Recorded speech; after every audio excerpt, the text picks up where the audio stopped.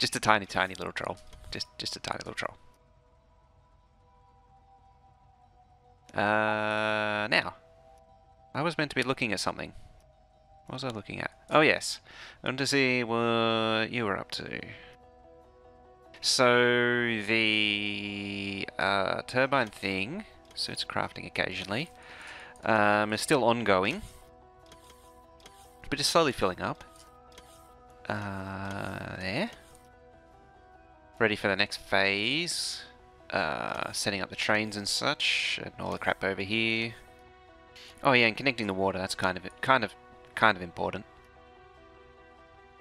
as you'd expect. That doesn't work too well without water, or coal, or any kind of fuel for that matter. But I want to feed it like rocket fuel or solid fuel or something, which means I need to expand the oil base at some point, because I'm pretty sure this over here can't supply the rocket fuel to the base and to the power at the same time.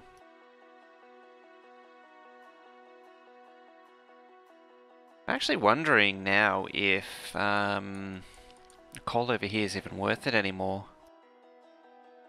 Something to think about. Because in theory, the coal is meant to be there as a backup. Like, it's meant to use coal if there's nothing else for it to use. So maybe I'll make this half... Long term... Kill the bunker. Maybe long term I'll make this side coal, like this side solid fuel and or rocket fuel or whatever I eventually choose. That way... I could just hold on to coal, and then when... or if the need comes where it needs to run off of... like if it runs out of rocket fuel or something, then it can release the coal.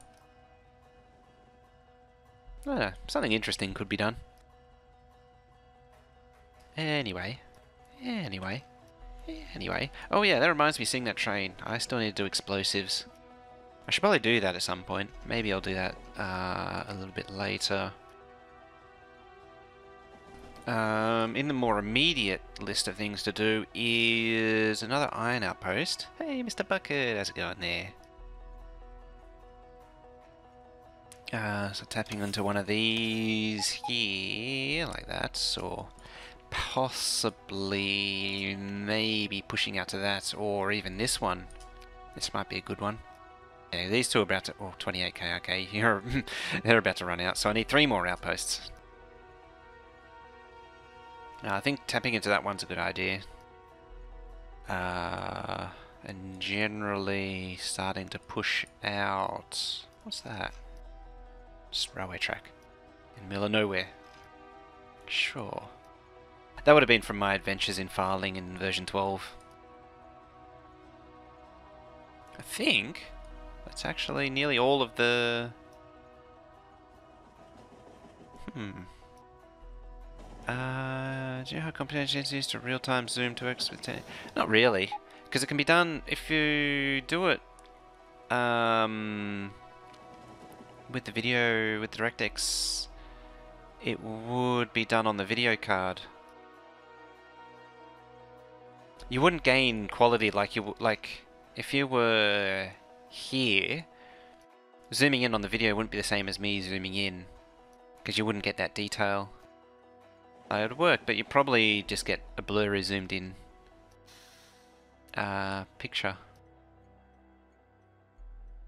You could probably do it with something like AVI synth. Like if you want to do it real time, you could probably do it with AVI synth on screen capture, and then add a filter chain for double scale. Like a kind of wheel stream. Yeah. It's not a lot of bitrate to work with there too. But it could be done. It's not, for at least these days, shouldn't be that expensive. Now, so it was number 2 that's almost out, and well, these two are struggling. And that's why the base is struggling, there's a lot. On the phone, yeah. Yeah, compromises have to be made then when you're on phone, especially if it's not a native 1080 screen. I'm sort of hovering around. I haven't actually done anything in the first 8 minutes. Some of the things I do need to do though, I need to get onto more of the inserter optimizations. Show active state. Which might not be too bad. Red circuits is certainly got a lot more red circles at least.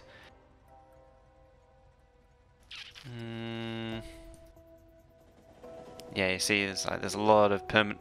All three of the inserters just always active there, so there's some improvements to be had, definitely.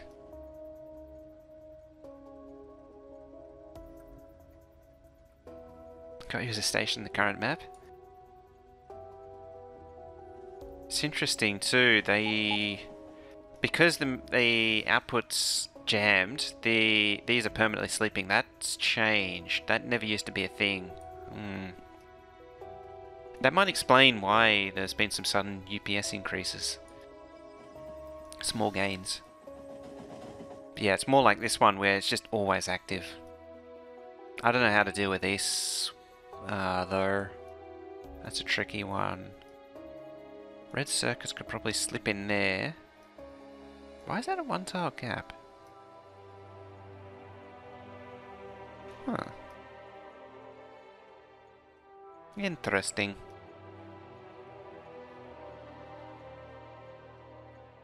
No, if your name was in the back of, in the name in game, then name's in game. Yeah, there's a lot of active inserters there. I should point out that I have been experimenting with the active inserters and the splitter stub stuff on the what's it face? The Lily Rose map, and I've gained 8 UPS so far. I've started tinkering with circuits, green circuits now. I've done all the smelting, and now tampering with green circuits. Oh, that's... Oh, I don't know about that one. That's just a lot of... It's just a lot of active inserters right there. A trading assembly machine lag for inserter lag there. It's not actually doing anything good.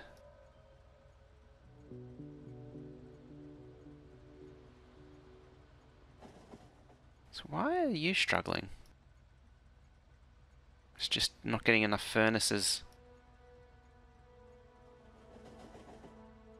Yeah, it's going to take quite a while to figure this one out though. Anyway, back to the point at hand. So I want to expand out to, say, that one. Or just clean out here and move on. What we got here? Ah, yeah. There he is. I've got commotion socks here too. This isn't the concise list of everyone that I've ever had. I've had quite a few others, but that was before I kept them. This is after I started keeping them. Because I'm pretty sure I've had Demon Engineer, and I've had Zenith as a diesel locomotive as well. I haven't actually been checking, like, roboports in a while. I used to do it all the time.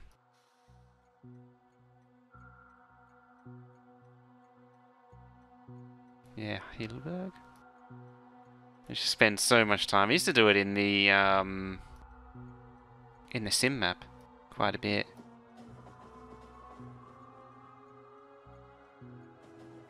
Yeah, anyway.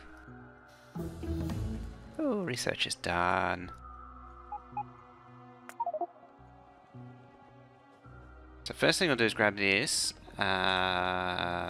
build that outpost, then build 3 more outposts because that other lot's about to finish. Yeah, that's finishing real soon. I'll build that one to replace those 2. Speaking of about to finish, actually I might use that to replace, yeah. I'll make the... Jeff Adams had a duplicate name. I'm pretty sure I've had Colonel Will on more than one occasion.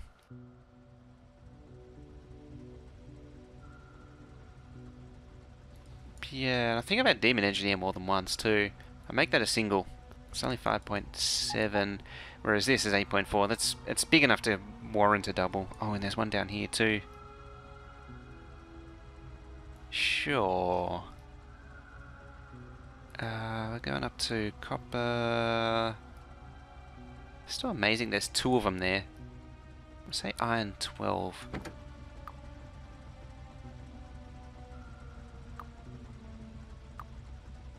Oops, that was the delete button.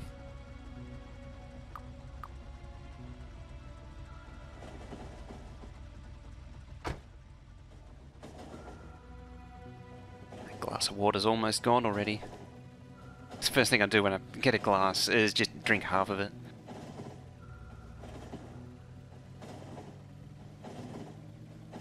I'm not the kind of person that could just leave food or drink lying around. If it's there, it will get eaten. Ah, it's rude. Nope, I'm getting in front. Oh, never mind. There's traffic blocking the path.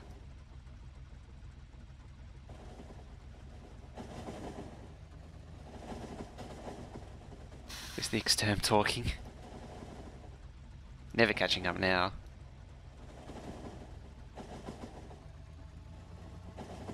Maybe it's the inner exterm. Or the inner fallen sun.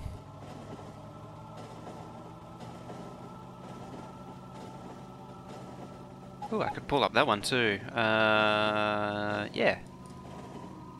Fact. I'll pull the other trash train round for that one.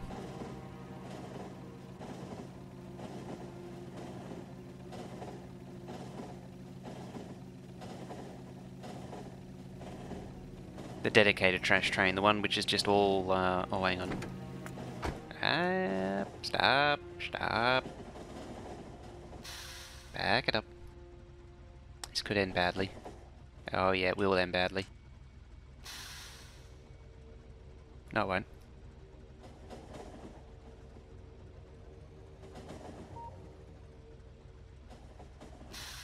Whee! Channel that inner exterm. And have fries with that.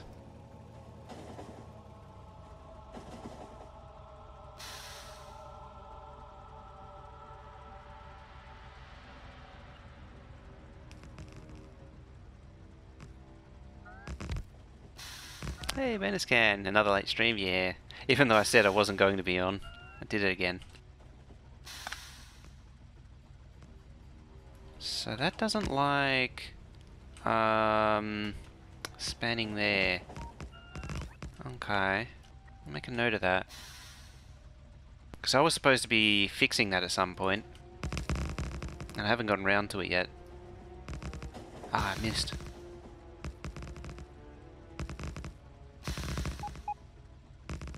It's train mode, toggle the keybind. No, but it's added in Fat Controller. I think it was like L or J or something from memory. Yeah, Fat Controller adds the ability to change the mode by key.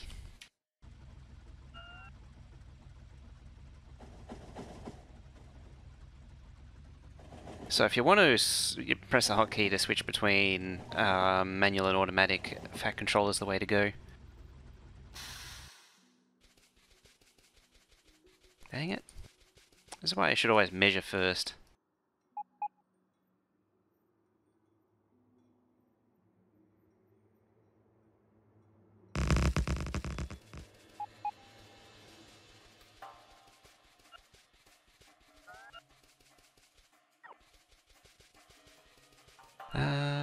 Top or bottom is the question. On my mind, I think bottom. Because then I can capture the coal patch. Do a bit of patch recycling. Oop. That ain't the right blueprint.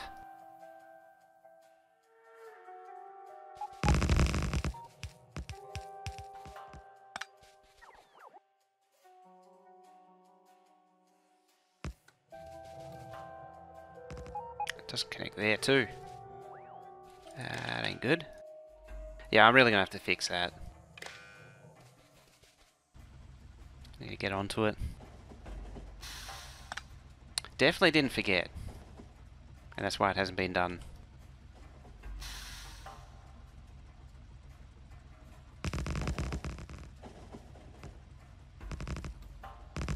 Yeah.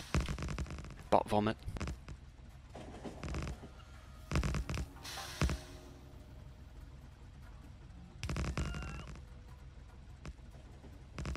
One of these late night stream days, I'm going to go back to Witcher 3 too. It's sort of ideal time to play like a 2-hour session, rather than like a 5 or 6 hour session, which is more suited to Factorio. Hey Sonny, how's it going there?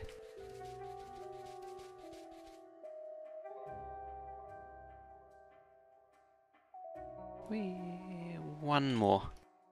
I have to build a new PC soon. Do you have any thoughts on AMD Zen plus single thread performance? I don't know specifically much about it. I really haven't looked into it. My thought is not to build a PC just for one game.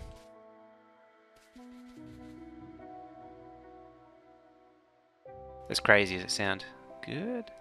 You are good? I am doing pretty well, and it's good to hear you are doing well as well.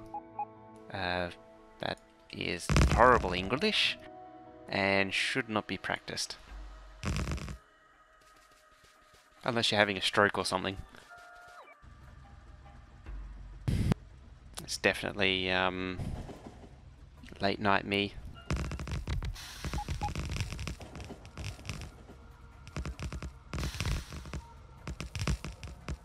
What about them rails?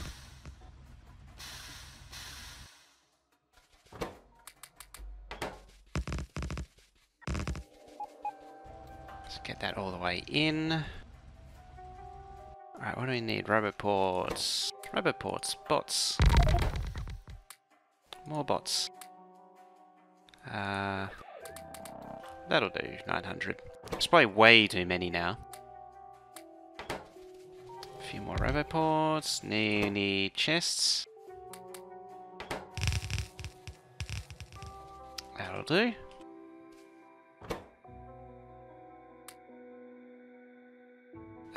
More chests. And inserters. That's pump jacks. Nope, didn't need that many inserters. Construction bots. I'm not going to forget this time. For a change. A whole bunch of those. Need some train stops. Apparently I'm still not loading train stops. Need 3 of them. Now, this thing.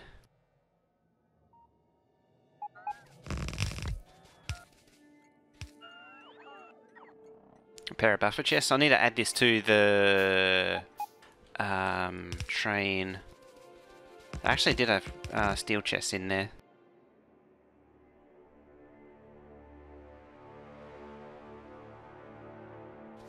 Can I understand the sentiment? Just the PC is building beforehand. That would be really bad. Depends how bad, really. Like my current one, I made before I even played Factorio. Admittedly, I do lose out there. It's not the worst thing in the world.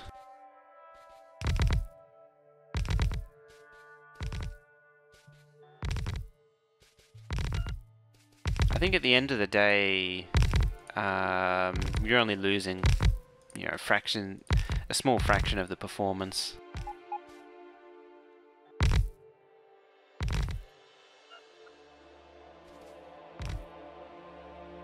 Like you might run at 55 UPS instead of 60.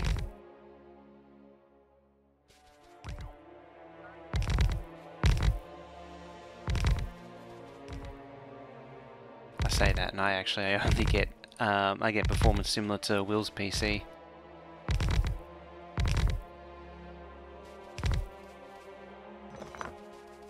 Then Again, mine is a variant of his CPU. Oh, is it Haswell E? Something like that? It's quite old now. I think it's a 2014 originally, or 2015. It was the first gen DDR4. Only 6 core, I think, was on the market. Does a job, though.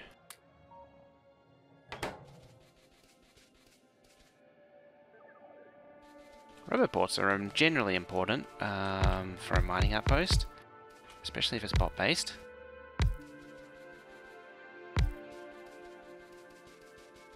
Unless you think bots are overrated, in which case then everything's fine. Nothing is wrong at all.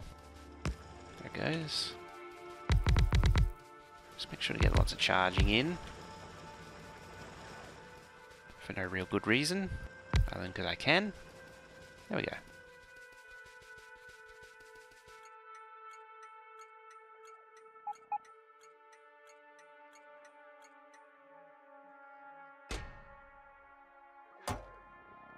Alright.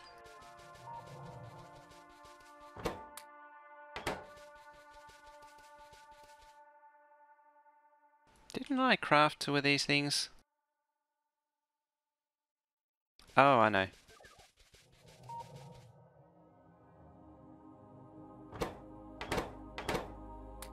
4th or 5th core eyes. What family does that put it at? Out of curiosity.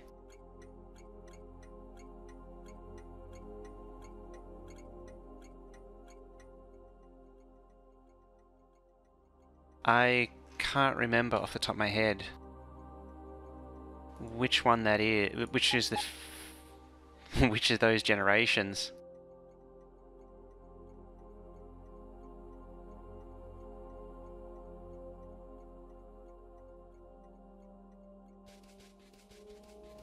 Now the magic woodly doobly.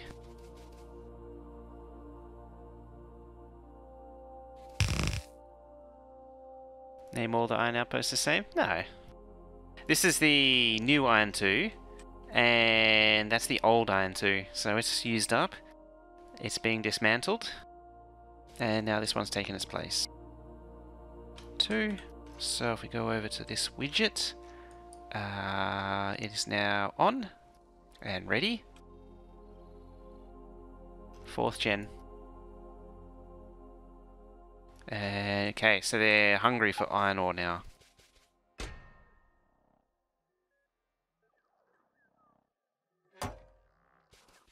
Let's set the requests, ready for the trains to arrive, and get the hell out of here before they arrive.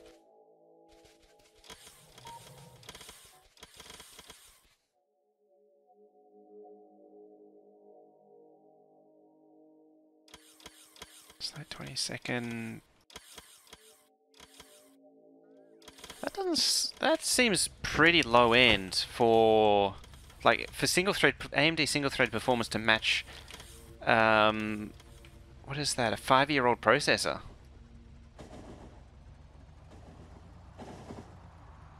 Yeah, even the 6700 is a huge, because I have the 5820, and the 6700 is quite a considerable jump from that.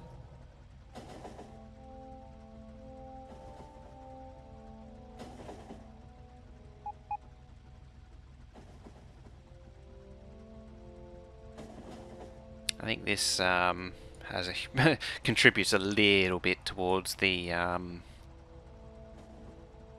problems I'm having, just a tiny bit.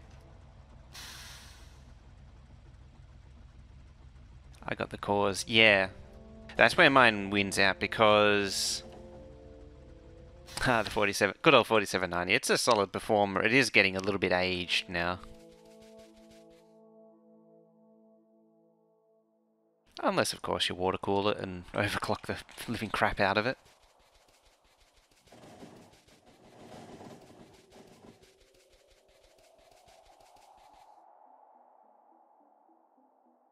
Could probably tap that off. Just go over there. It's just all round an unpleasant connection to make. 38.20. That's one before. What's that? It's almost a sandy bridge, which certainly goes back a ways.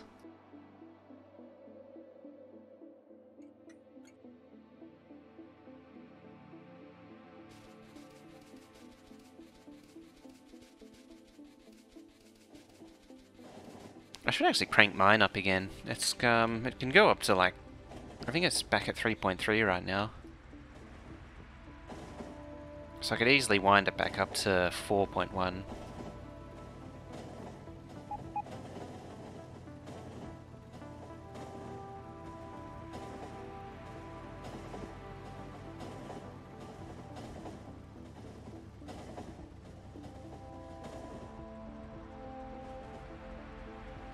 Oh dear, manual driving in an intersection. What could possibly go wrong?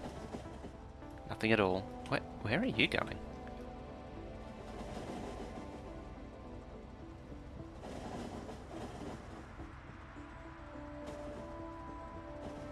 Oh, I know.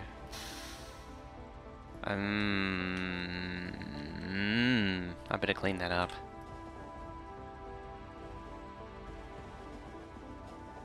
Yeah, because they're seeing the traffic jam. They're looking for a way around it. My mod changing the Pathfinder is not helping that.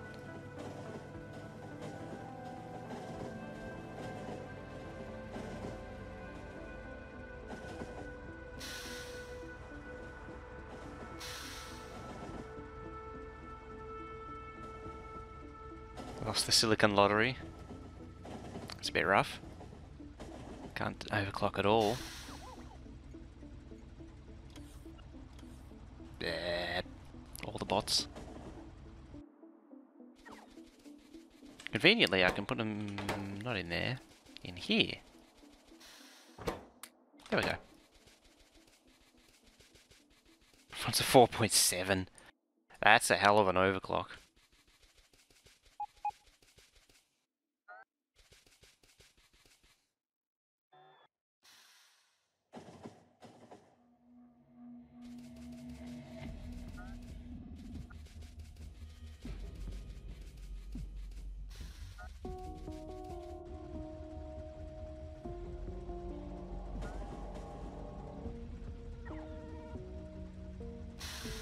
I wasn't watching the back end there, so I think I got a little bit lucky.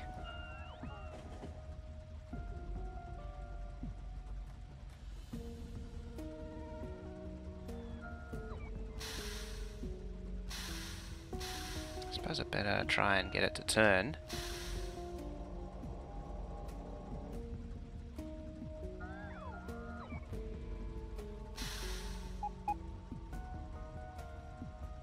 Look at that train is planning on stopping. It's generally preferred.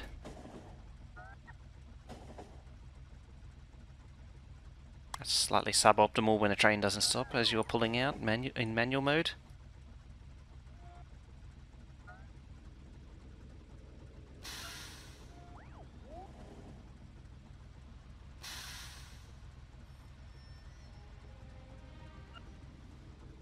So how much of this can I do without having an accident?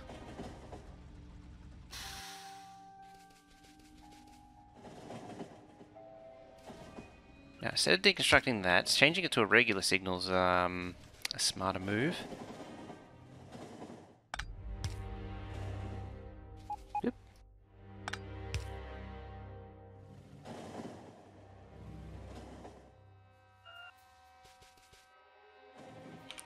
Oops, I removed it. There we go.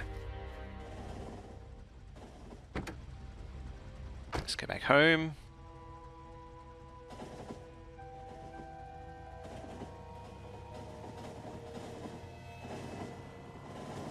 £20 amp, that's a lot. How old is the laptop? Actually, what was it? It's that'd make it a 5. Yeah, that actually makes sense for about 5 years.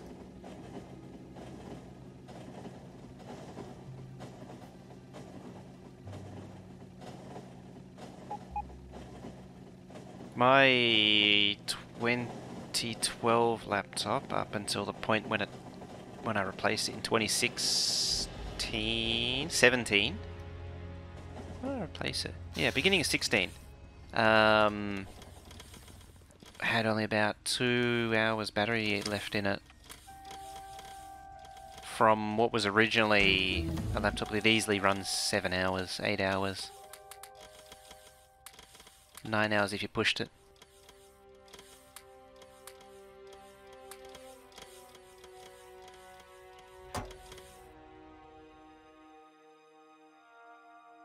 Internal parts manufacturing date 12/15. 3 years. A third. A little bit on the high side. Like the loss of capacity is a little on the high side, but it's not for 3 years. Oh wait, internal date. That means potentially 2016 up to 2016. Although laptops usually have very short manufacturing cycles. Usually, and they do recycle parts too. So it's better to go by the date you bought it.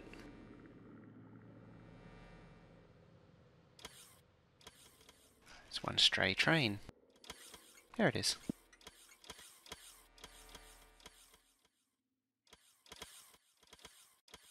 My 2009 laptop still works. Amazingly.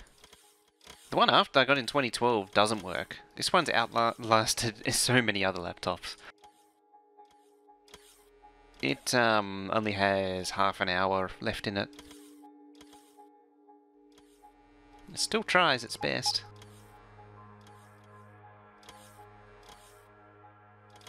I'm sure that's done very little towards this iron situation right now. Yeah, like that. Around late 2016. A third of the capacity in late 2016. I'd put that at like a year and a half old. That's yeah, it's a bit much. Sony Vaio. They're generally well-built laptops. It's just the except for the speed. Yeah, sounds about right for a Vaio though. They're usually visually very well built, Vaios, but underwhelming performers, to put it mildly. Oh, before I do anything else, now this one is supposed to request train stops.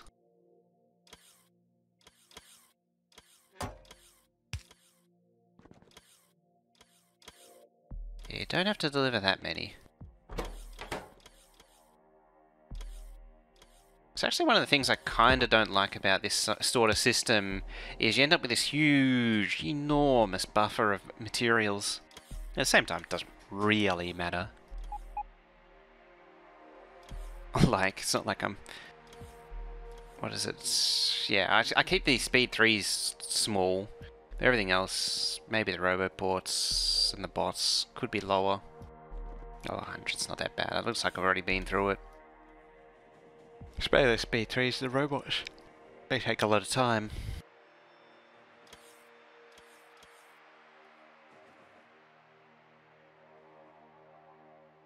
So this is probably what's eating all the steel too. Making all these bots. What is it trying to make? 100.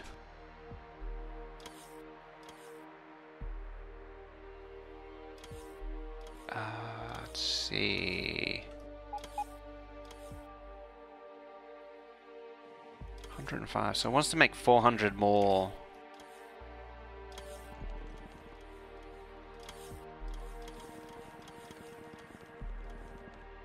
Well, I have a solution.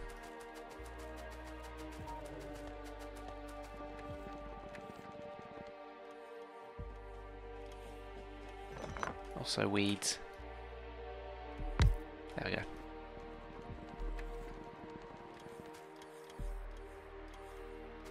I think it's because the hardware design's done by the Japanese.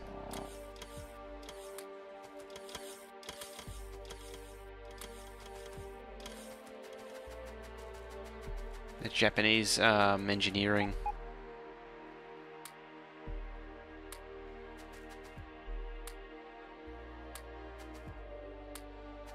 I wonder if I'm inserting these into the network. It's not going up. At least. Hey, 17,000 satellites. Oh, I wasn't even paying attention. I don't even notice anymore. It flies up so quickly. I think that 20,000 is the next big milestone. But all sense of scale is just off on this base.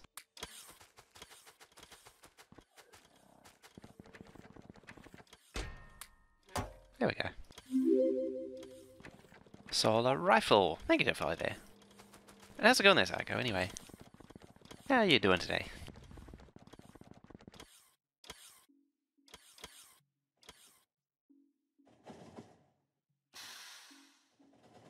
I can't believe that copper patch is still going. Did your first 100 the other day and I missed it, and I missed every 100 ever since up to 850. I think also the Mad Science map did that to me. Not the Mad Science, the other one, the Sim map.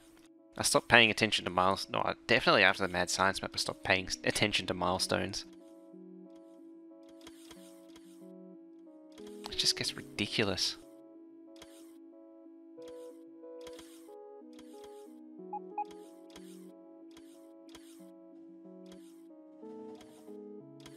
Claim some of these modules.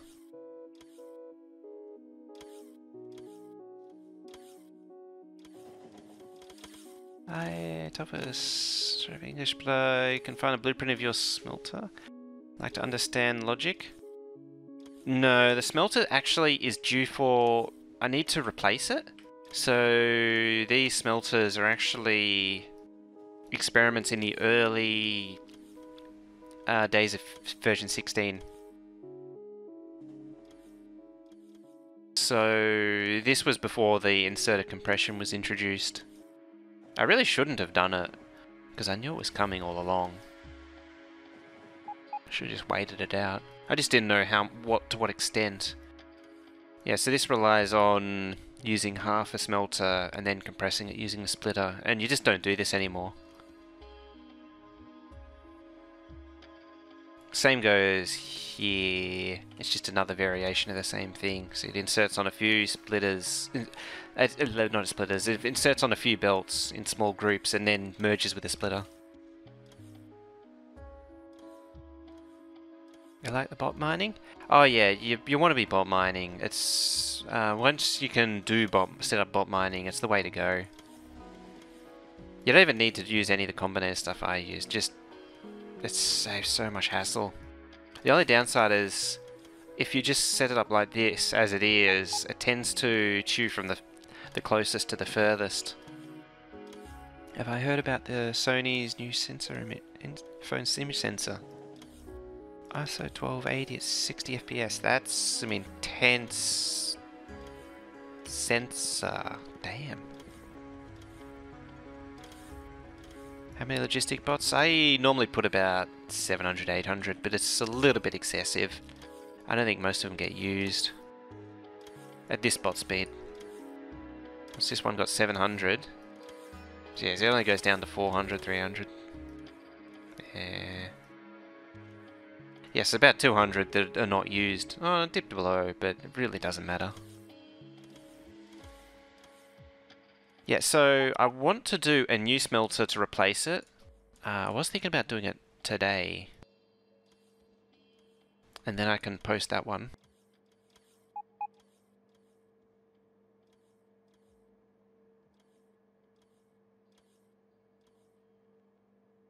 And 500 request. Yeah, 500 in this particular case. Oh, there's ore under there.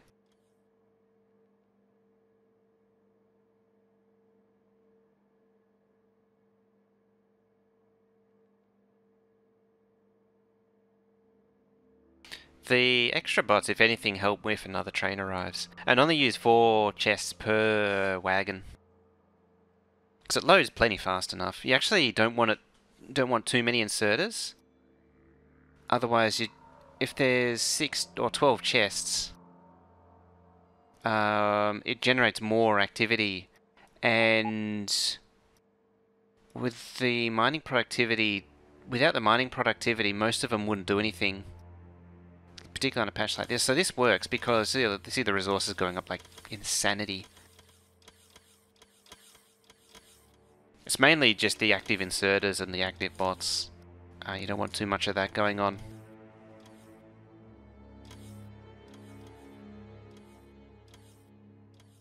See, there's a lot of bot charging here because of the long distance as they're getting further and further away. That starts eating UPS like crazy. The outpost itself doesn't eat a huge amount. It's when you multiply it by all of the outposts, because they're all going to do it. And so it just adds up and accumulate. Like everything with UPS, it's lots of little things that accumulate.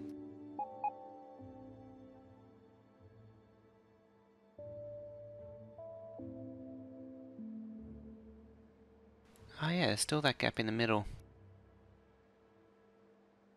I can almost reach it now, I think, too.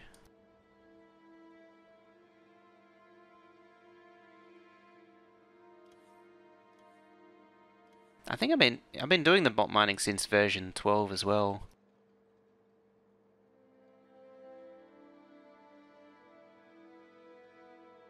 It's funny, I used to think, like when I first got the game, I used to think setting up like bot smelters and bot mining was really difficult and couldn't work out how to do it. Didn't understand any of it. Probably didn't help that a lot of the explanations on how to set up like bot smelters were dubious. Dubious in their factual quality.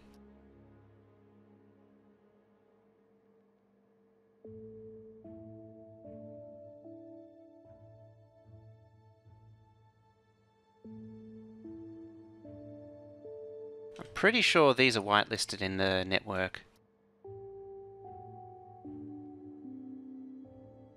Yeah, they are.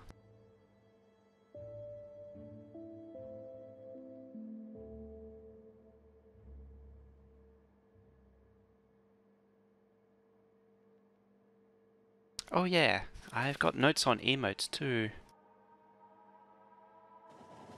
So I want something...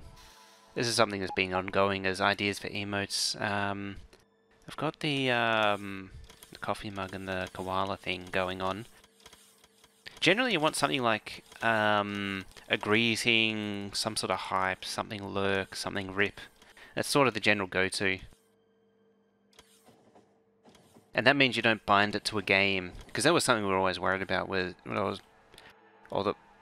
one of the concerns was binding it to a game like Factorio. NG mentioned that quite regularly.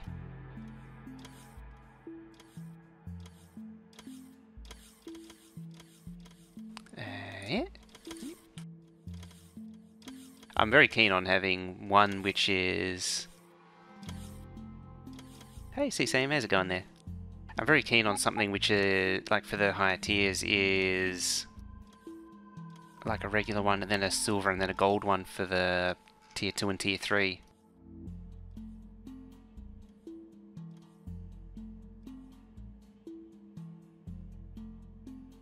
Oh, like more stupid.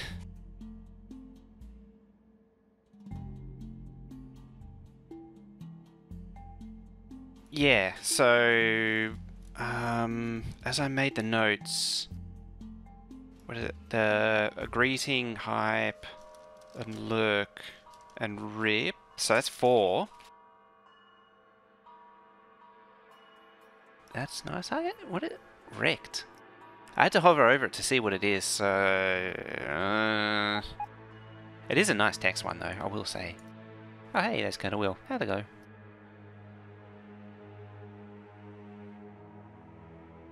Yep, the coffee mug's in the list.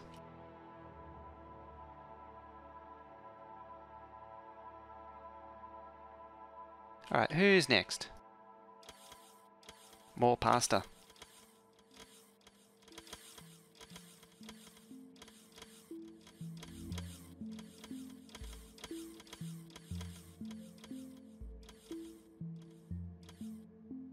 Future me.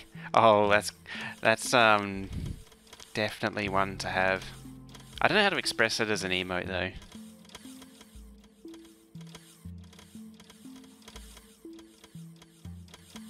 Because it is my most common statement. Oh, I'll deal with it later. It's a future me problem.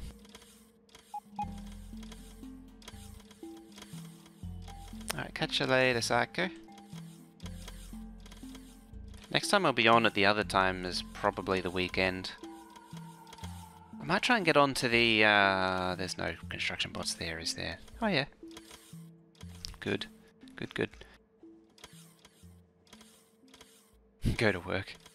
Yeah, I was going to say, I might get on, I want to get on to check out the Factorio thing.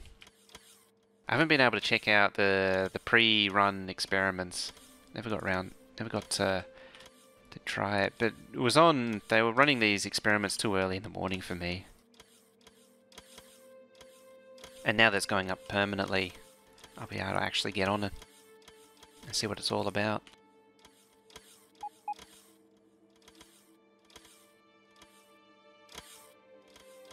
Hey, it's Shadow NL. How's it going there? It's a nice thing about the time slot, is it? I get to see all the random people commenting in VODs. They get to still comment live. That's gone very quiet.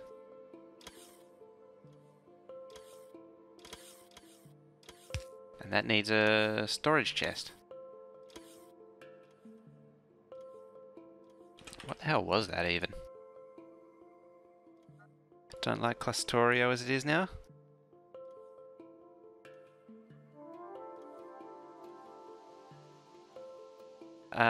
What so much was it? Copper 3.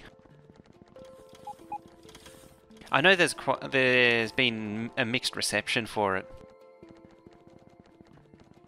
Really wanted to join, the computer broke.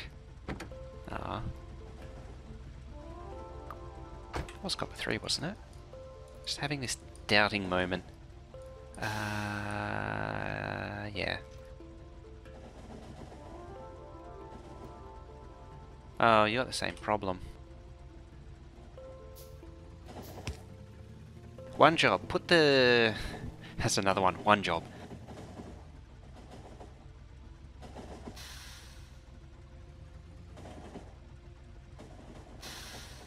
It's a nice base. Thank you very much. It's, I've been working on this one for quite some time now. It's actually almost coming up to 2 years since I started it. I think it's a few weeks off.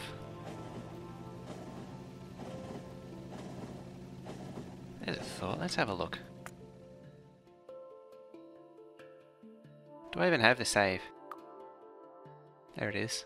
I can't see any of the stats because it's too old. Chest that teleports stuff. So I thought it was magic chests that teleport stuff between the clusters. But one thing I didn't know, so can they place these chests anywhere? These input and outputs?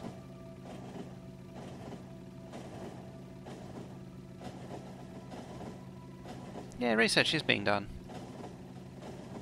How fast? 2,400. It's a little bit down.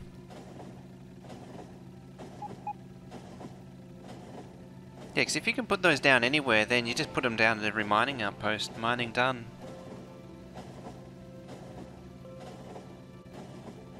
Would have actually made more sense if you restricted them to the spawn.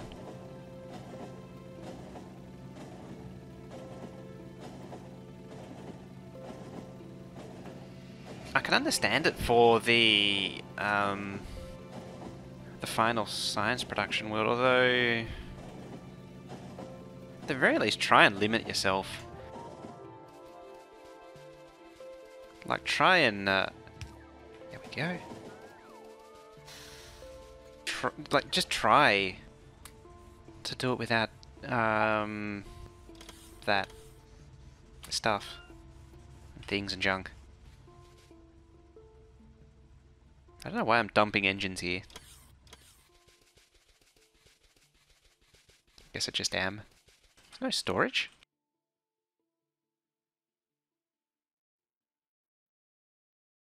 Huh. Oh, that probably needs one as well. This is coming from the other network. Launch rockets to send items. Yeah. Nah, I don't want to pick them up. Place that down instead. There you go. Wasn't so hard now, was it? I sneeze.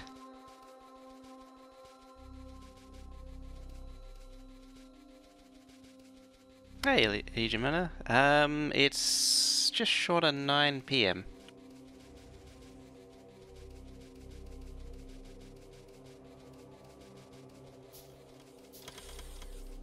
So it's technically late for me. Early for you. Whee. Living on the edge there. There we go. One day I will fix the blueprint. Yeah, it'll probably never happen. That's a lot of modules to recover right there.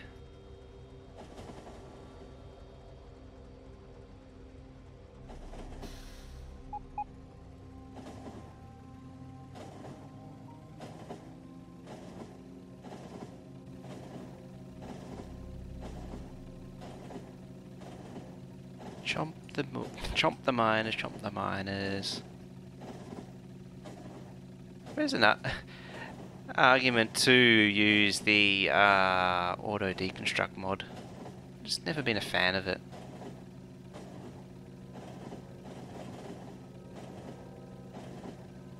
Don't know why. Because I played with it. I actually used it on the second Bobs and Mods playthrough. That was the one where we had the black market mod, which kind of killed the game.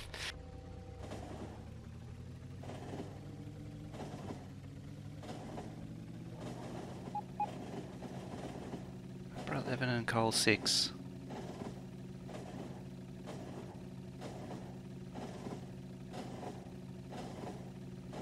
The suggestion of filtering the deconstruction planner for empty miners isn't a bad one either. I do like that one. That's come up before. Black market mod. So the black market mod lets you trade any item in the game for credits. So you could, say, buy iron ore from the black market, from a black market purchase chest, put it into smelters, and then sell it for a higher price into a black market selling chest. It's an interesting little mod, but it's too easy to cheese stuff. It doesn't have fixed prices. It does have an economy, so the more you sell of one product, the lower down the price goes.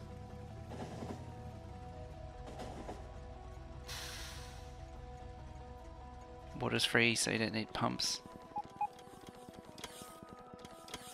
Oh yeah, you couldn't sell stuff like water. Or barreled water. Oh, come to think of it, I think we might have actually barreled water and sold it. But it was only worth like an empty barrel. You could sell and buy power as well. I remember I set up a Mark II, a Mark 1 solar array, sold the power from that to the black market to buy Mark II solar panels and accumulators, and then use that to start making Mark III panels. It's difficult to do though, because by the time I'd started getting the Mark II panels, the price of that it was selling the power for was basically nothing. So at least the mod had that going for it. But we ended up we only ever built, I think, up to Blue Science. Everything else we just bought in the end. I actually found a way to cheese it. The Bob's gems. It turns out if you buy the raw gems, polish them and cut them, and then sell those, you get an enormous profit out of them from the black market mod. And then once you factor in the high tier beacons, the level 7 assembly machines, and the top tier productivity modules, you'd have like a 450% productivity. And so you'd be buying almost no gems. I think in the end, because the productivity was over 1, you no longer needed input resources. It was just sustaining itself. Because the productivity was so high from the beacon productivity coverage as well as the assembly machine productivity. It's like an 800 or 900% productivity. And the reason I got those modules because I used the black market to get them. Now, how's this looking? Needs a bit of a trim. And a bit of a trim, and a bit of a trim. Yeah, it wasn't that far. And then we never actually finished it properly, launched a rocket. Ogban, thank you for follow there. Yeah, we never really finished it, just sort of petered out because we just won the game by cheesing it with the mod.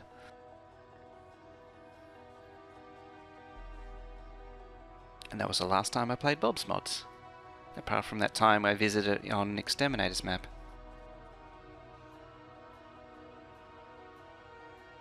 Which had the angels on it. Oops, decided that throwing them in the bin is more worth. What am I trying to say? It's decided that binning them is better than putting them back down again.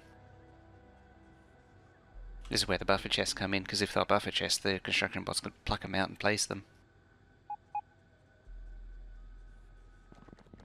So where the hell was I at? Oh, iron 5. Alright then.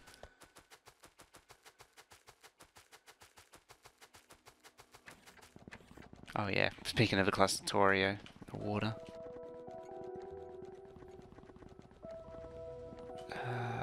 Loop. Let's just set up iron 5. There we go. So you'd expect Factorio to be more like multiple single-player instances in the same map feeding multiplayer specific sections.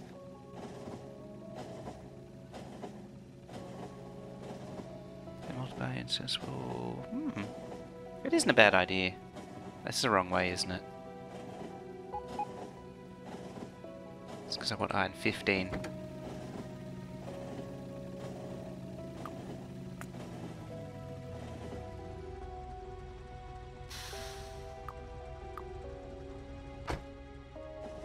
The single-player instances will still have to be run like a multiplayer to keep it synced with the rest of the cluster.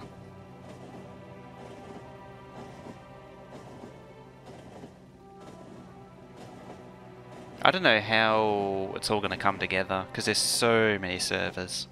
It's pretty ambitious. At least there is freedom to be creative with the actual designs.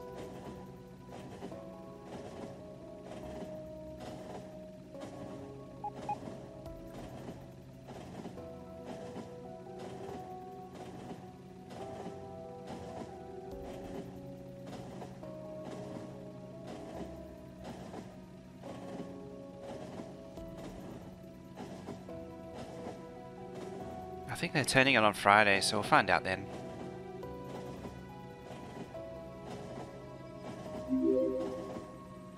Mad Meeks, thank you for follow there.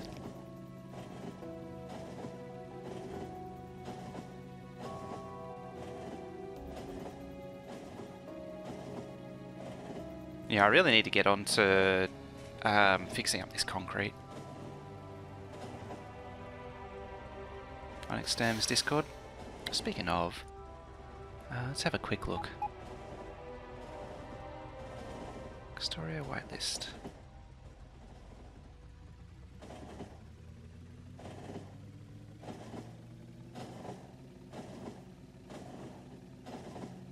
Okay. Oh, there's a few more people submitting. Oop. Hello, sign. For anyone who hasn't seen that, that's a track counter. It's been counting since version 13 came out, when you could connect signals to the train signals to the circuit network. As you can see, this one's read 96,000. So the bottom two were the original part of the original 4 tracks. This is the other two. And so 68,000 and 40,000 trains since version 13's gone through these 2 tracks. This one is definitely catching up fast, because these 4 are where the ore trains come in and out. But you can see, so these pairs are paired off into groups of 2, north and south. So you can see a lot more go north than they do south. And then these are the 4 input lines, also paired off north and south.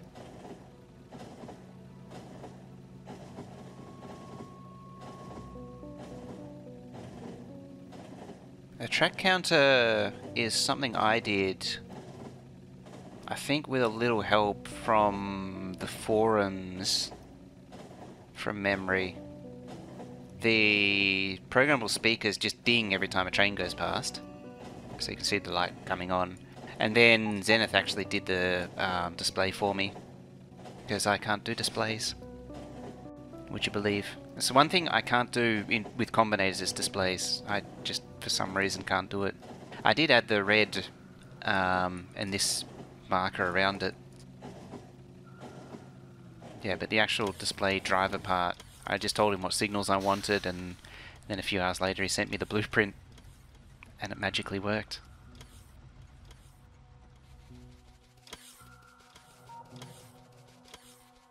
Alrighty, so we'll grab some buffer chests.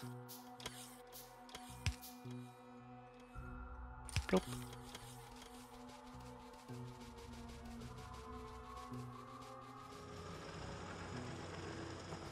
Now if I stay out of range and do it this time, let's see what happens.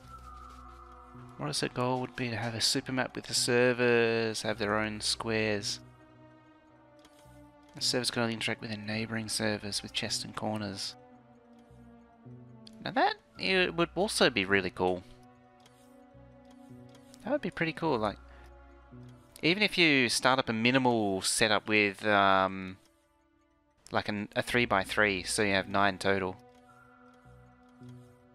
See, they've gone to the buffer chest, and now the bots can build. The one risk with it is I need to add a latch so that it requests a train, and it needs to keep requesting the train, because it can't stop requesting the train once it already has. Otherwise the train potentially gets stuck, and that would be bad.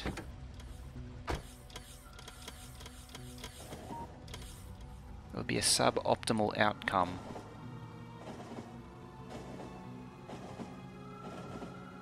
Shastia, constant combinator stuff. You want to have... Yeah, so it's the most crude of possible combinations. In here is everything that wants to be kept. Here just multiplies those by -3 million, or multiplies everything by -3 million. In fact, it's even more crude than this. So these are set to request everything that's spat out of here. So I just set request by the red wire. So you can see these are actually triggering the request here. Yeah, so I don't want to tick that box. These just set it to a very negative number, and it uses wire addition. So the negative big numbers, you can see the Roboport's 2.9, whereas the others are 3 million, -3 million, because there's one robot or 2 Roboports here. Yeah, and it's as crude as it can be, but it works. There are more elegant ways of doing it, which I really need to record and demonstrate at some point. Yeah, so the one thing it can't deal with is if something in here goes negative, which is really important. So if there's a negative request, it might show up. Yeah, so that's negative. It's like negative 15 iron ore. This one, it doesn't matter so much, but it does cause issues because you need to filter out negative numbers from the roboport for most circuit combinations. Otherwise it upsets the logic. Particularly if you're multiplying by negative numbers, because then that number becomes positive.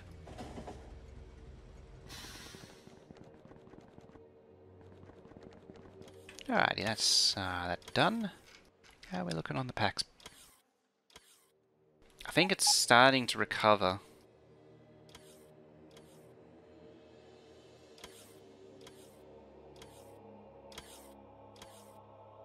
A bit concerned about how it would with mismatched UPS heavy chunks. That's true. If you're going from one server through an overloaded one to the next one, that lack of UPS could be a problem. Yeah, they're picking up. I just love the inserters. Try to grab.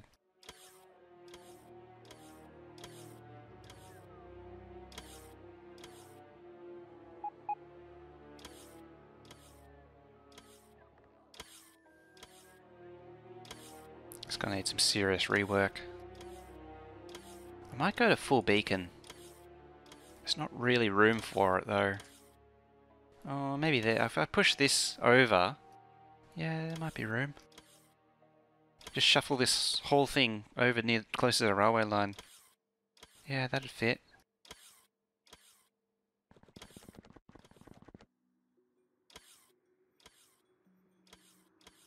Let's see what you're saying. Generally happy. What are you? You're 2, which is 8, which is 7. Because, it takes them whatever plus 1, yeah, 7 is pretty dead. So 7's dead. Oh, that's getting pretty close to being done. 13 is nearly there. You're down to 9.8. That was 20k when we started.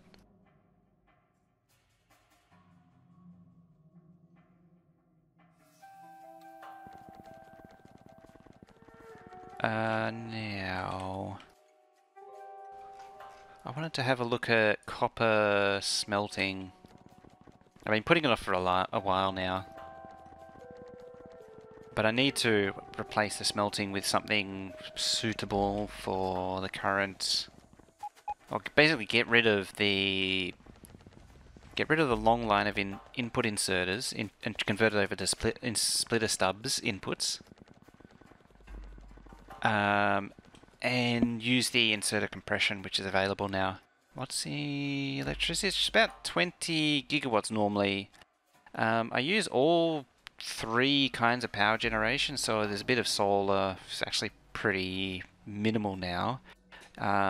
Most of it comes from nuclear, and then there's also steam power, which was what was there before nuclear was available, before nuclear was in the game, which is currently being remodeled.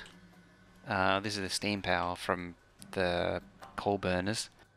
This is relying on the fact that the steam turbine is equivalent to 2 steam engines once you factor in the loss of steam, and there's a whole lot of mathematical trickery behind it.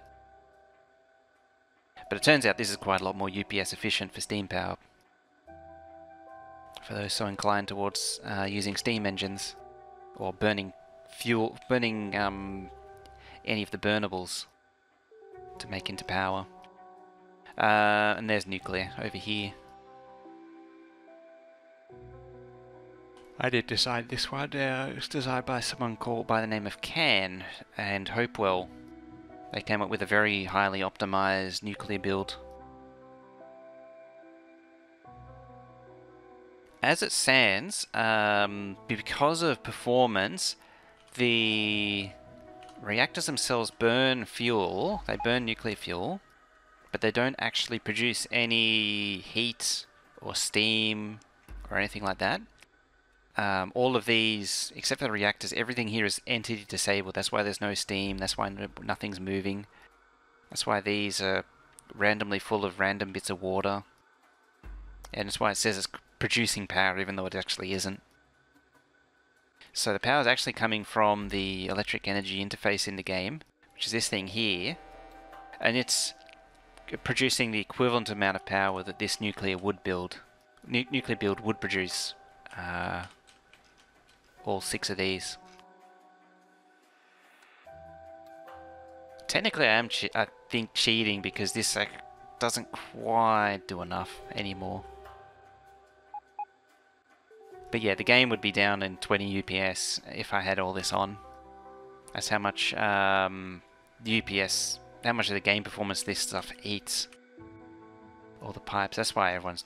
For anyone who doesn't know, that's why it's such a big. Pipes are such a big deal. This here isn't actually disabled right now because it's just been rebuilt. So I probably should actually.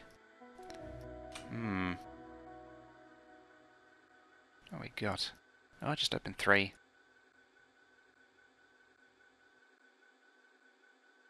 Okay.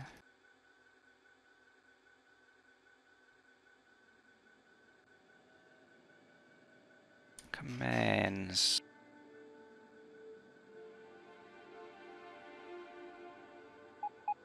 Okay, this might need a new... I might have to modify the command. Might need a new area. Some detailed info. How to feed the boilers. So they're being belt fed by a train unload here. So there's a bank of 1, 2, 3, 4, 5, 6, which are fed by an unloader, and then there's 1, 2, 3, 4, 5. There's meant to be 6 of those. I actually need to expand it. I know it's kind of, in a way, it's kind of pointless me doing it because it's just entity disabled, but at the same time, I want to build it because it's part of the game. I'm trying to make this map utilize everything that's in the game. So left top is 1070.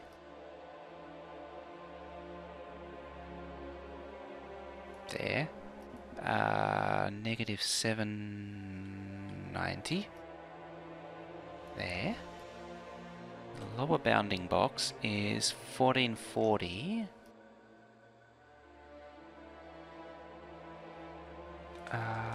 1440 by, what was the other number? Negative 190. 180, 190. So there. Okay, so the bounding box still fits. Other thing I need to do is change, where is it, steam engine to steam turbine. Copy the entire command. Let's do more research. Oops, that's time usage. Detailed. Let me zoom in here. So we're at 38 right now, we'll say. What's that? 40. It's a marginal increase. But yeah. So there was 2 UPS being used by all these boilers and turbines. If I go back into here, it's kind of hard to tell because it's bouncing around, but yeah, about 2 UPS. 2 is about right.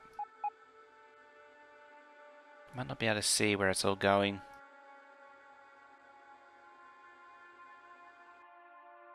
Anti-update. You need a breakdown of entity update to see where it's going. Circuit networks, that's a lot.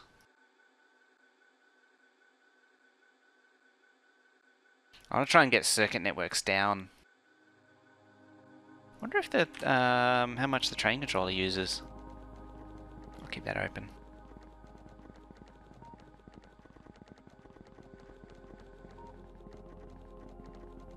Yeah. Let's go have a look, and then we'll hit the copper smelter.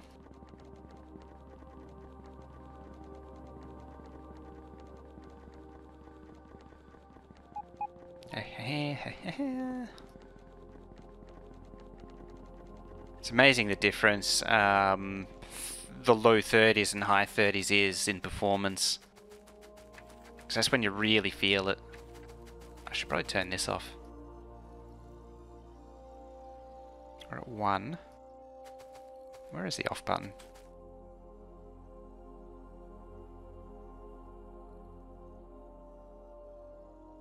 Doesn't really do much. How about this one? There.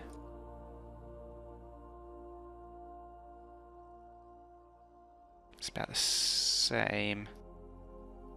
I think our settings said it was generally the circuit network update cost comes from updating it across large networks.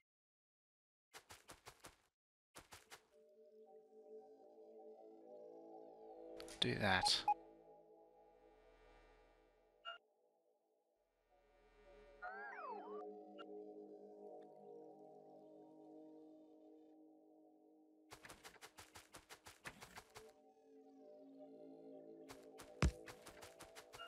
This might get messy and it might lose power when the bots arrive.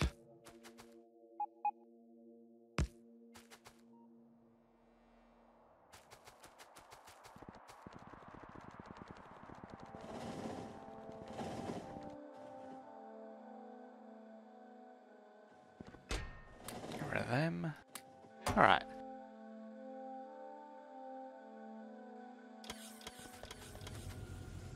So, one of these days I should actually convert these to fully beaconed. Just push the base down. Or move the entire base up. Both are good options. I feel like it would be easier to move the entire base up than it would be to move the trains down. That's something I would totally do. It would take like 8 hours, but I'd do it. So these smelters, they're divided up into groups of 4 of 14 smelters each. So this is 14 smelters, and 14, 14, and 14 up there. For anyone who's not aware, I do explain this one pretty frequently, so I'm about to get a yawn, I think, from everyone who's heard it every time.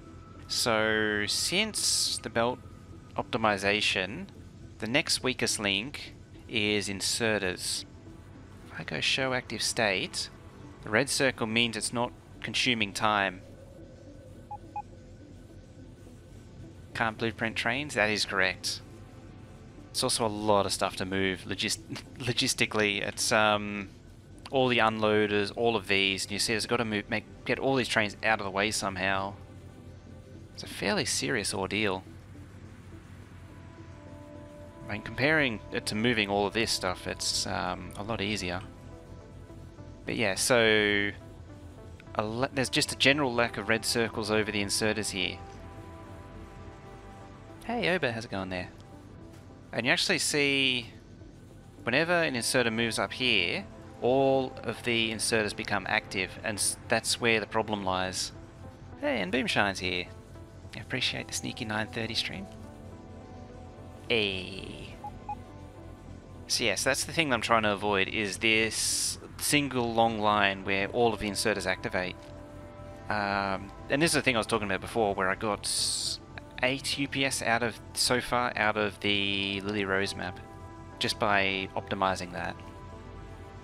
So there's huge gains to be had by getting rid of that and replacing it with little splitter stubs.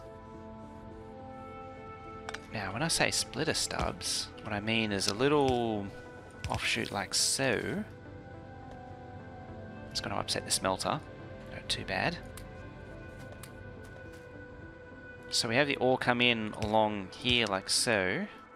We can actually use the output priority now. There. So we force a priority, and now it's on its own little stub, and it won't, so what it's doing won't affect anything around it. And we use this inserter priority, oops. Use the inserter priority just to fill up the belt as quickly as possible.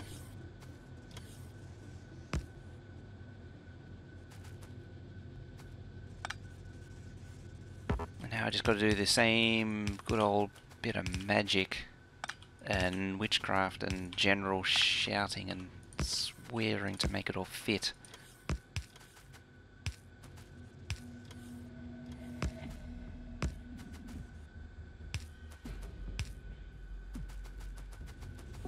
There we go. Weird new optimizing tech? Yeah, I guess you could call it that. It's where it's at for inserters. Just getting them less active. It's something that's always been there as far as I can tell. It just wasn't apparent until the belts were fixed.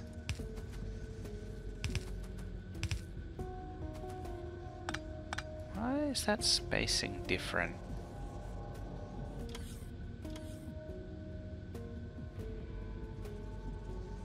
That's why.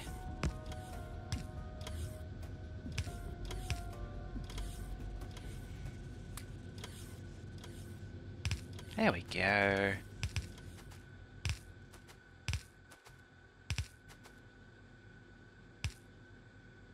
You don't actually need to do that. Huh.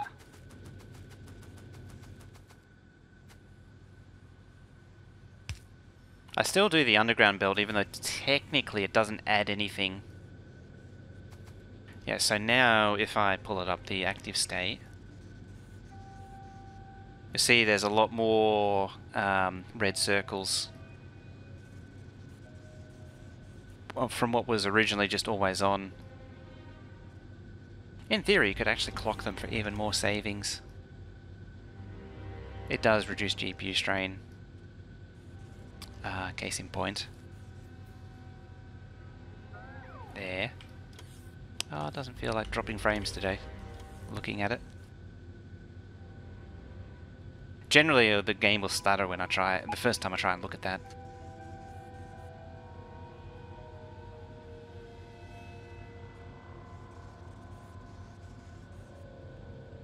In old design, the row of inserts became active anytime the ore, yeah. As far as I know, this thing with the inserters has always been there. It just hasn't become apparent until the belt optimization came out.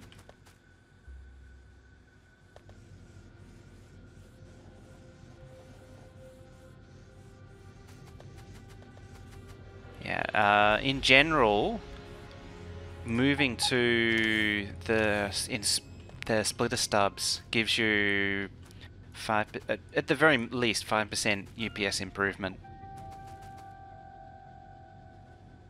which on its own is pretty small, but when you factor in 96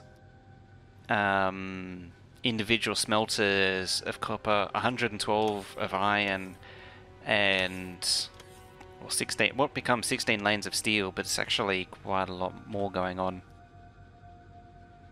the rare occasion when it actually gets iron ore. It also adds up, because it's 72? It's not like 72. 62. 62 inserters multiplied by 16. So yeah, adds up.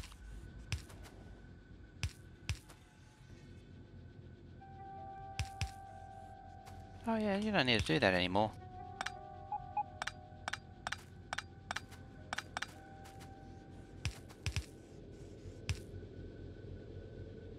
What sort of builds? Is the bootstrap base for Factorio going to be designed for upgradability, brute force? I don't actually know. I haven't been keeping close tabs on it. I want to check it out, but I haven't been able to as such yet. Keen to see. I might see if I can get in on Exterm when he starts.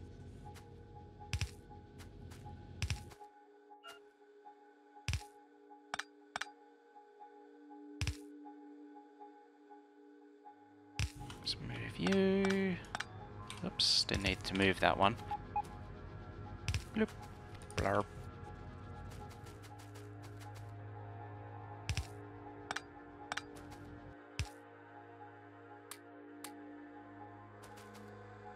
Okay.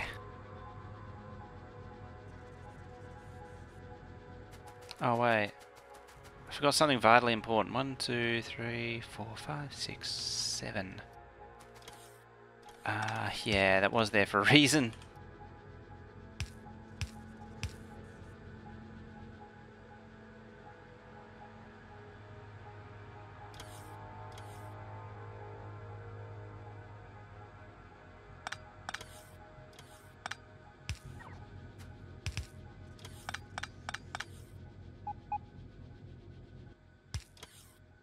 Hey, Raincloud. How's it going there? I'm doing pretty good.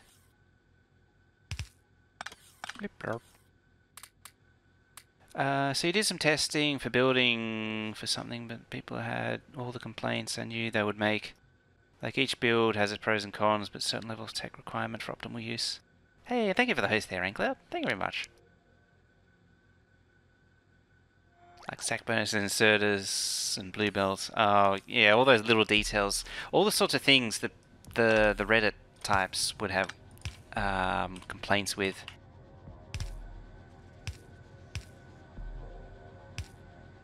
Yep. There we go.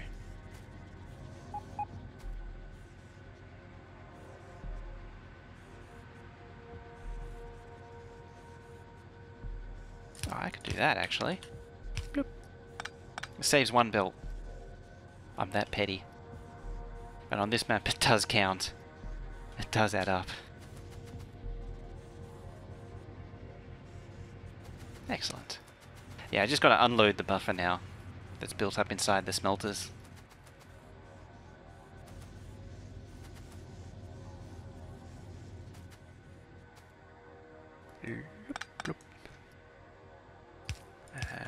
Comes to there.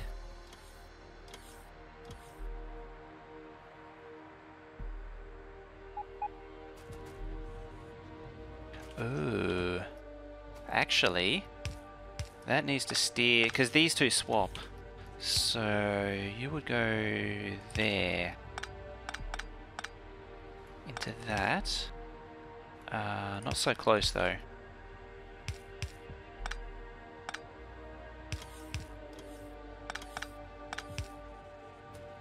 One belt when one underground costs 10 times as much. Yeah.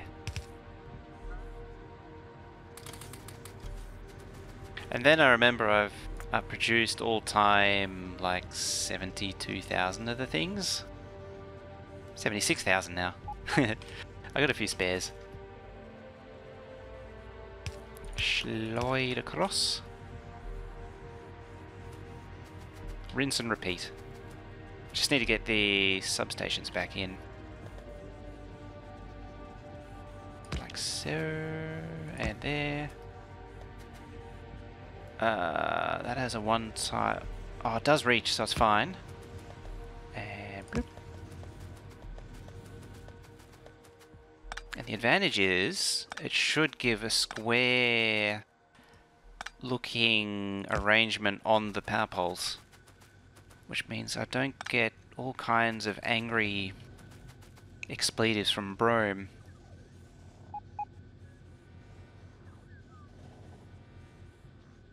So on your current map you're getting close to oil, but I always struggle with it. You're able to give an overview of it. What you need exactly about for me, because of the state that I'm in, oil isn't too... Oh, do you mean the fundamentals? Yeah, so when you first get oil, actually what Uber has is probably the best way to deal with it is you only need petroleum gas for the most part to get to the next tier of sign to get the blue signs going. The light oil doesn't do anything for you immediately, and the heavy oil can be turned. You do need to turn into lubricant, so it's a good idea to make lubricant out of the heavy oil, but you will need to tank the light and the medium for the interim while you have basic oil cracking. And then you make plastic and acid out of it. So the thing with plastic is, thing to watch out for with plastic is most people overbuild the living crap out of it. So plastic actually gives you, for each craft, 2 plastic bars, not 1. And it only takes 1 second. That means 1 plastic bar every half a second, equivalent. Batteries come quite a bit later. Oh, that's true, you don't necessarily need the acid straight away. I like to do it all at once though. But yeah, the acid immediately doesn't do anything for you. You just need the plastic. But yeah, like 2 or 3, maybe even 4 chemical plants for plastic will cover you for a very long time when you're first running the basic oil processing. And even then, when you build acid, you just have 1 of these, what is it, the acid? Sulfur? 1 chemical plant making sulfur connected to 1 chemical plant making sulfuric acid.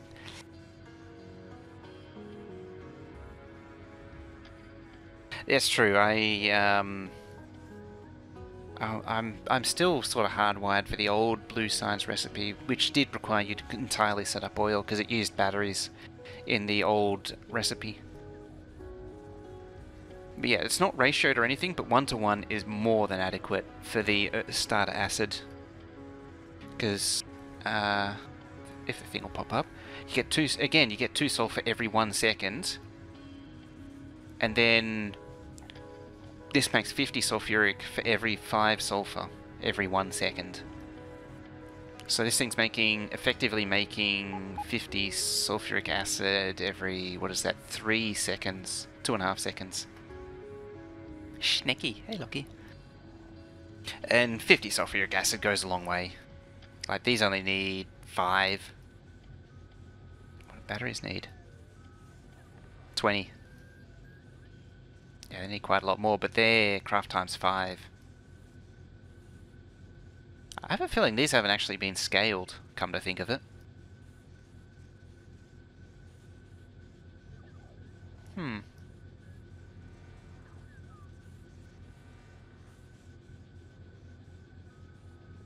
But yeah, you don't need to build massive sulfuric acid production. You don't need to build like 100 chemical plants of plastic, because like even 2 of them will cover you for quite a while.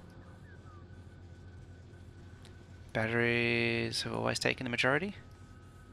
That's true, but the craft time sort of offsets the obviousness of it. You do need a lot of lubricant later on with the electric engines. It's very sneaky. I never used to think that you needed much lubricant until I needed to mass produce engines for production packs, and I realized I needed like 3 of these things. 1 plastic chem plant per 6 red circuit machines. Ah, yeah. Yeah. 60 plastic chem plants. What do I have? A lot. Get the universal measuring tool out. 68 chemical plants for plastic here services the 3,200 packs per minute that I have. Admittedly, they are fully beaconed and moduled, but it's still not that many.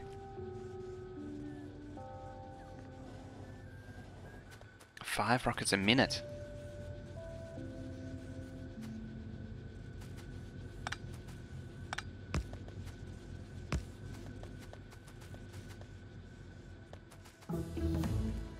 Research done. Five rocket a minute.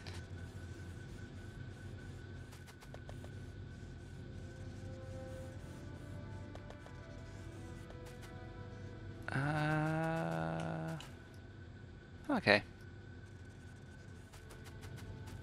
Yep. Probably won't work out. I don't know.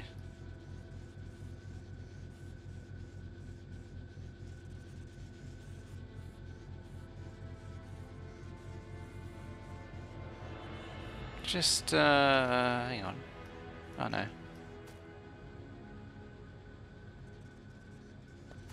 Yeah, I'll move this one up. There. Oh, don't be like that. I'll tell on you to brome.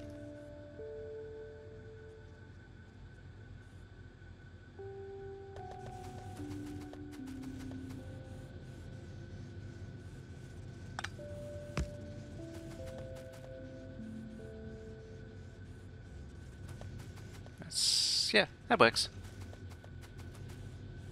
So now we just need a blueprint this. Dash. And rinse and repeat.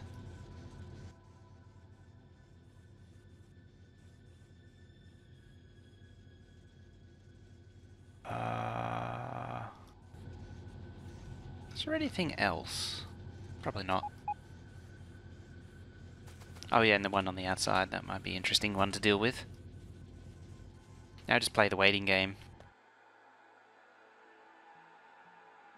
Whee, block.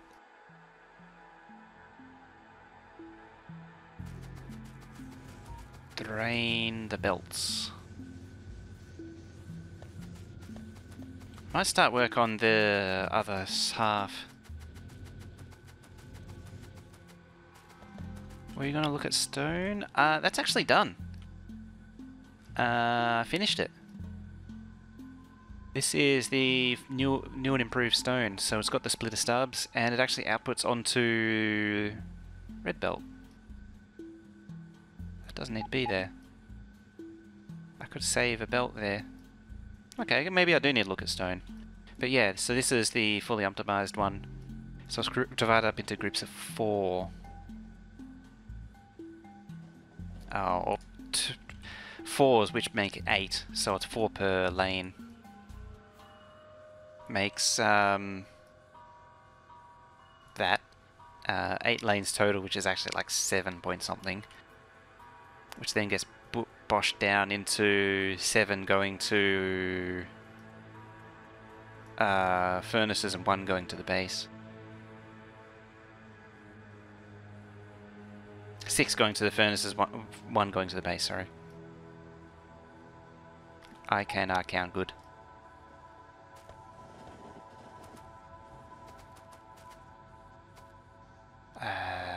Flippity floppity flurp.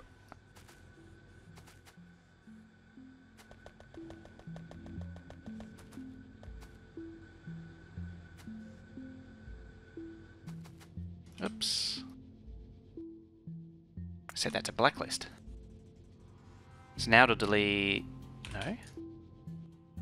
Blacklist? Now it'll delete everything that's not a smelter.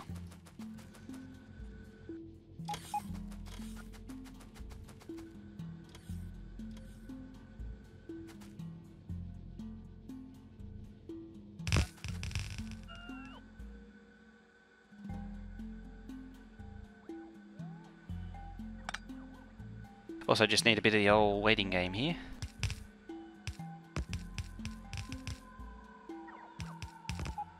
Love the native splitter compression. And what about the inserter compression too?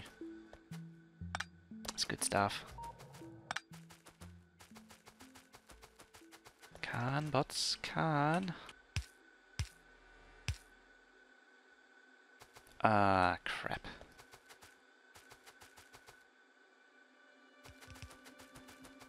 That's just because I flipped one, didn't I?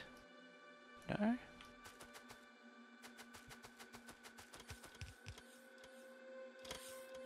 Ah.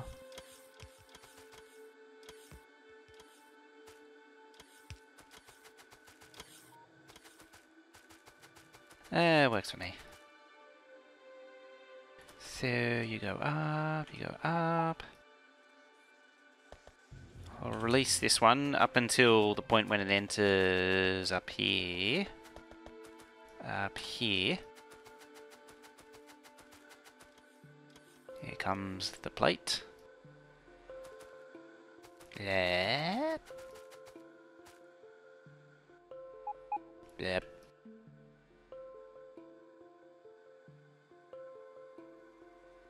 Did you want to see an attempt at satisfying the people who say they want to go mega for a bootstrap base? Can I have a look? Yep.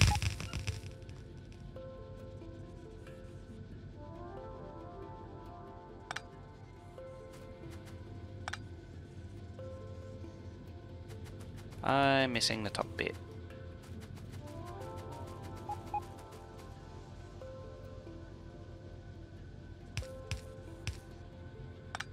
Oop, not so fast there. You're regular. Also, I think I whitelisted Imgar.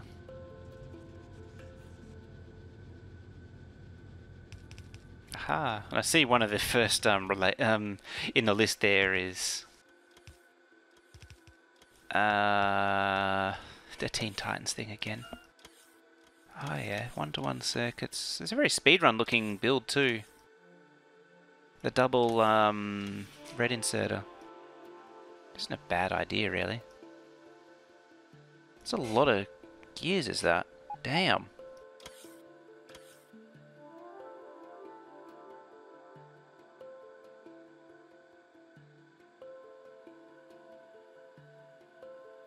Some serious stuff going on there.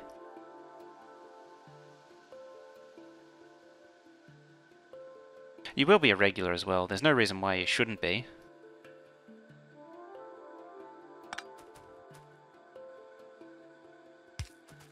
Right, it's not like to not be a regular means someone has to remove you from the regs list. So recognize the speedrun, yeah. I don't partake of it so much, the speedrunning, but I am aware of how to do it. Like some of the setups.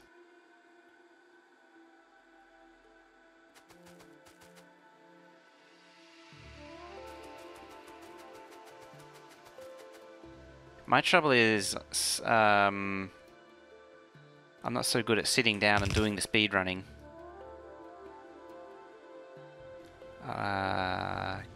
Okay.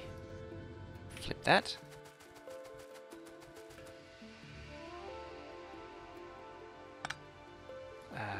Oh crap.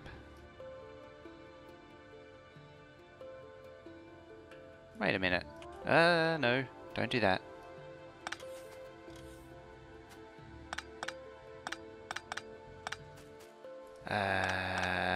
This is gonna get worse before it gets better.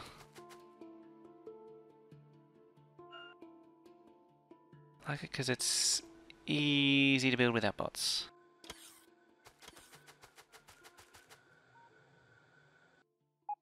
It does look like it's easy to just lay out. Hey, Jambool, how's it going there? I'm doing pretty good. Got 1 hour 13-minute time on the supply challenge. That's pretty decent for a solo run. For a solo run, that'd be pretty decent. What was Will's time? It was just under an hour. Alrighty, so you come across Tanya.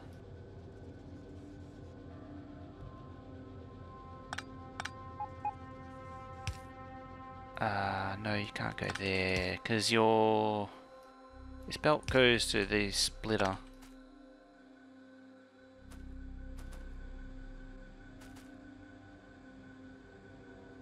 Oh, that one can just go straight through.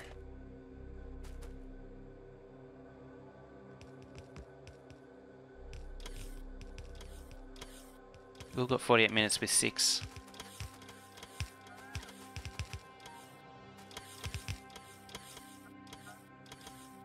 That's actually a lot lower than what I remember, although I haven't been keeping track of the times from the latest runs. It was last I remember was like 54. That needs to come across to there.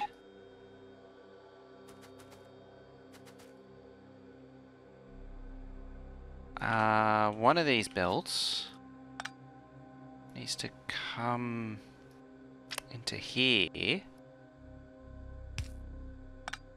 There is nothing stopping me moving this like to there also. As long as it still says...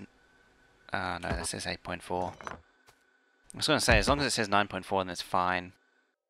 Oh, autosave. I suspect the answer to more faster for Will's runs is to not use the blueprinted smelter builds.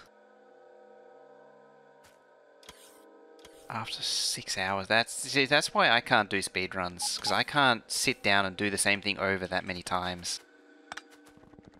I've never been good at that. It's like in arcade games, I can't generally can't spend more than 15 minutes playing one because of all the restarts. Just like screw this and do something else.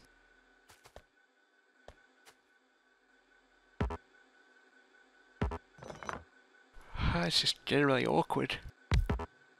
Not really yawning at all.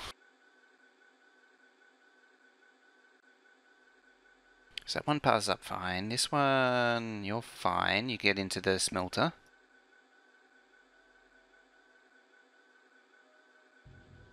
It's like 6 runs.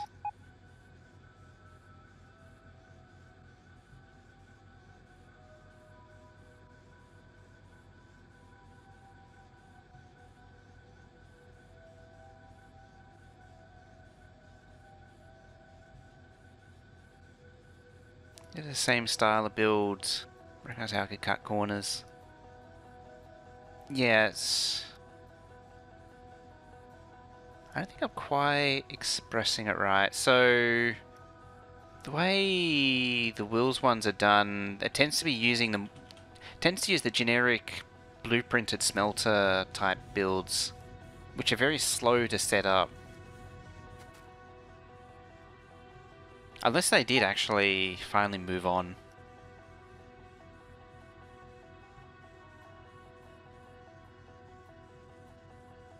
Oh yeah.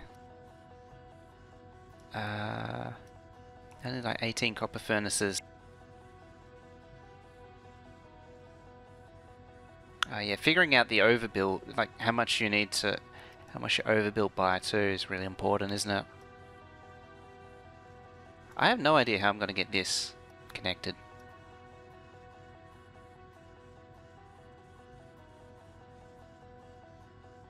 I'm not saying there's not something wrong, so much that there's something wrong with the blueprint way of doing it. It's more...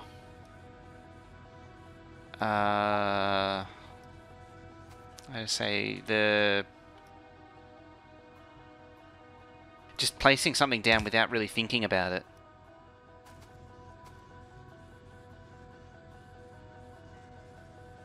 Oh yeah, and the actual speedrun rules.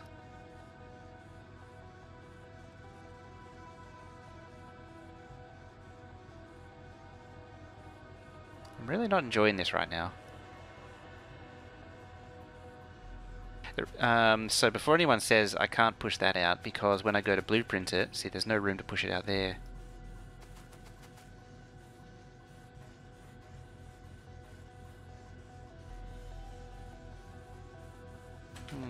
Then again, it leaves a bump, but it does work. It's a bit lumpy. It's because it used to go out there, then that's why it worked.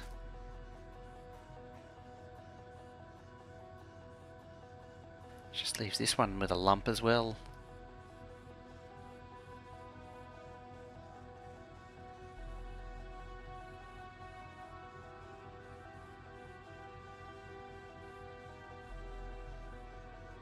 Someone pointed out this. Yeah, that's I think that's why, as I understand it, I should say. That's why Anti does the huge arrays of red inserters.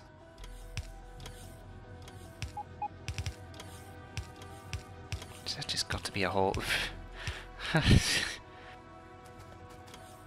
Which one? That one zooms out. Alright, and then the others slide diagonally. Yeah, there's no room to underground this.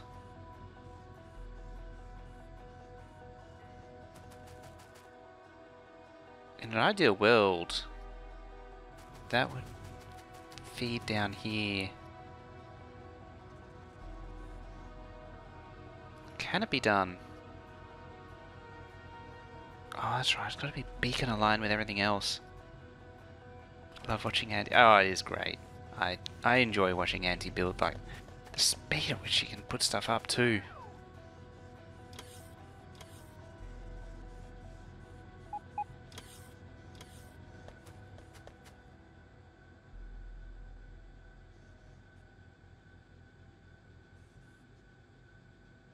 Why doesn't this work so much?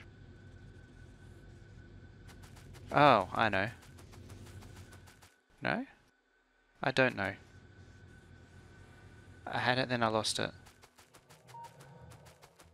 There's a substation at the top there, and then this one, the substation's at the bottom. Oh, that's in the way. It can't be there.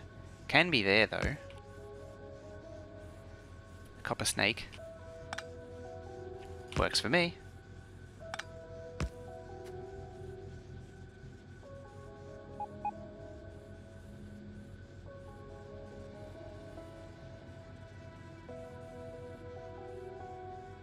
The other interesting thing is if you double stack long inserters, it's faster to place.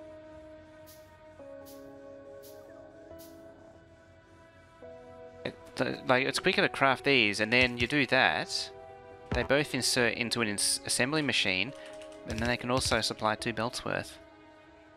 I actually really like that idea because it's something that's really not obvious, but very powerful.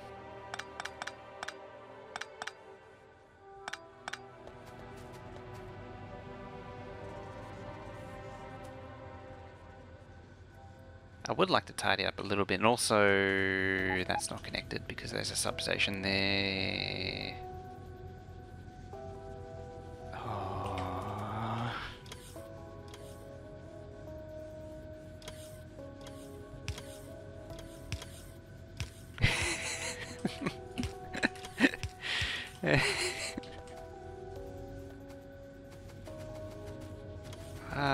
You're not connected to anything, are you? No, you're not.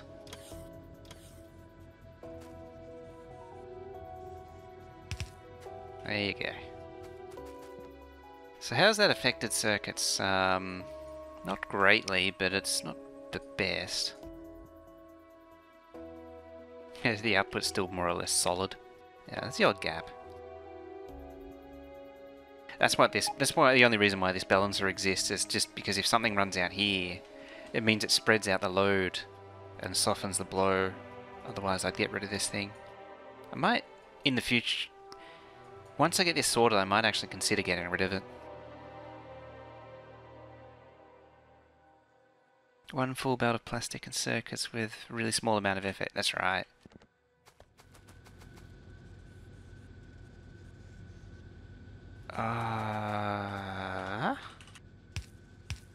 There.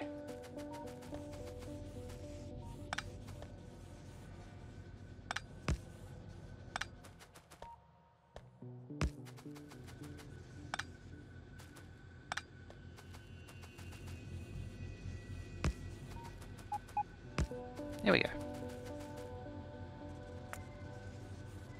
Yeah, it's lumpy. That'll get fixed soon enough.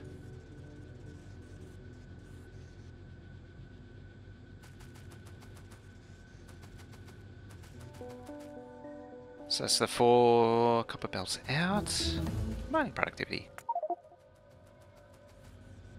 There's got to be a better way of doing this. That's terrible.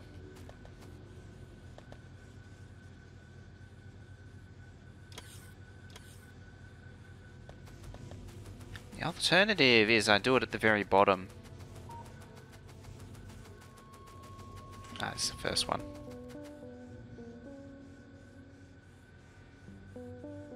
Lumpy smelter.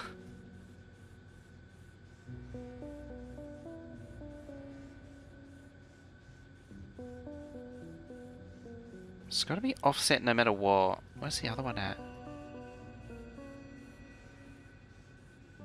It's 1, 2, 3, 4. Yeah, it's back to the same alignment. What if it was like not there but there?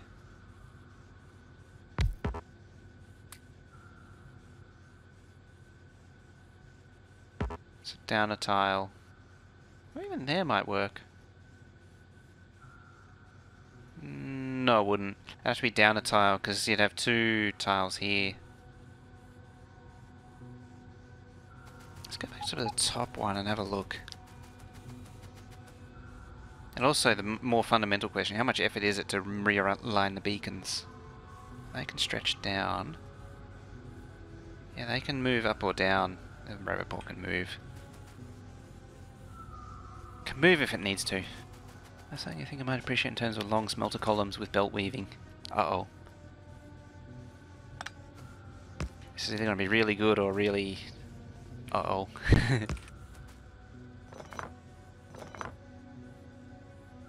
Yeah, so alternative is that there.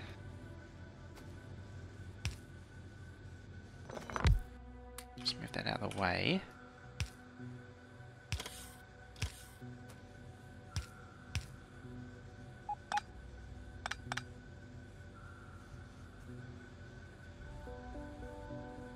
Very long picture.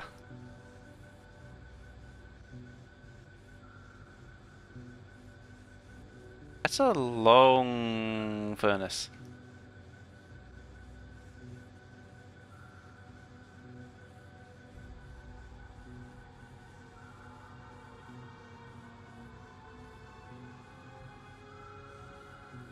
So it's 1, 2, 3, 4, 5 belts going in.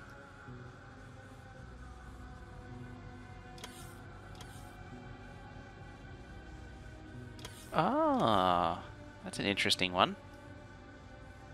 You're re-injecting onto the outside after every block. Ah.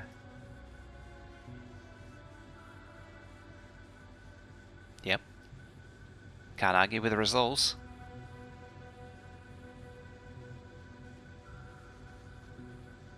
Imagine steel to double it.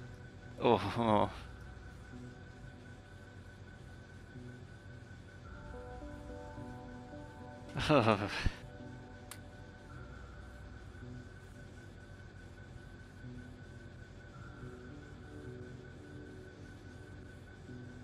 It's not your design.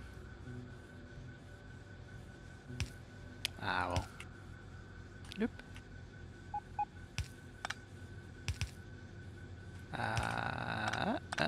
I'm just thinking about this now.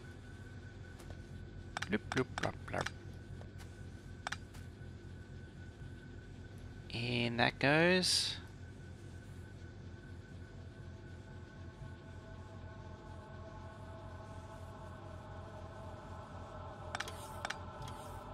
If I can get that out of the way.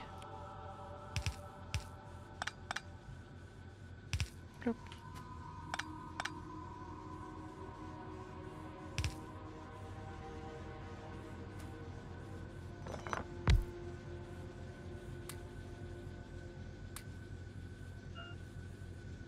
Just stuck a stick in one. And it's just exactly. Just run the smelter from your outpost to the base.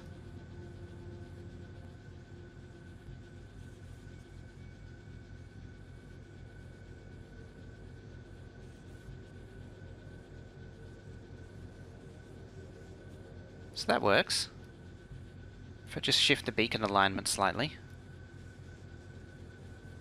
Doing that to the entire smelter is going to be a bit of a pain. Only a bit.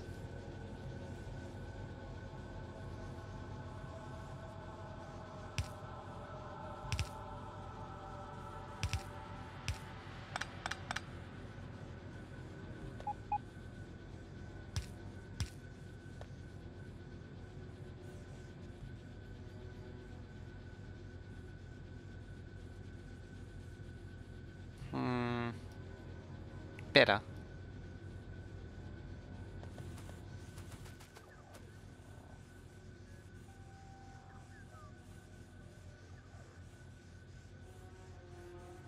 It says no, actually.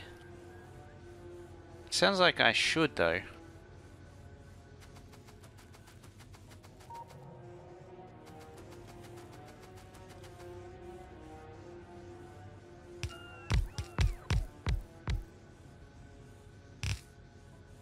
Admittedly, if it's on Reddit, there is a chance I'll miss it.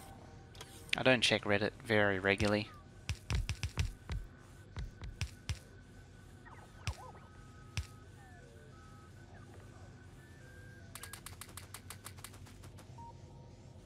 I'd better blueprint these. It's red set because I don't need any more.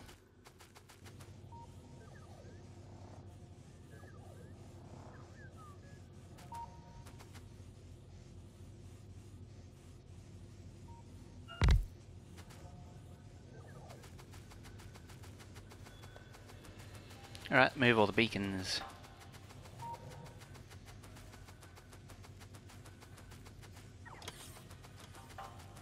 Things to do to save 5% of UPS.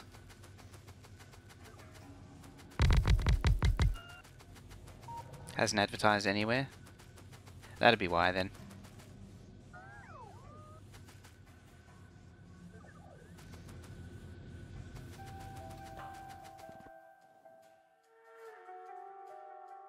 Groxon likes running his 15k science a minute. 5k. There's another one that has 5k. I think I got the save.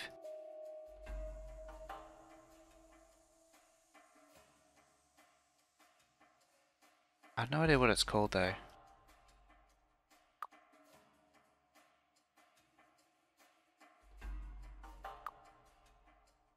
That's the one.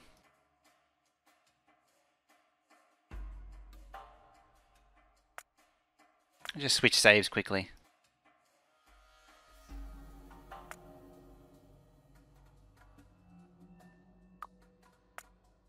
$16.15.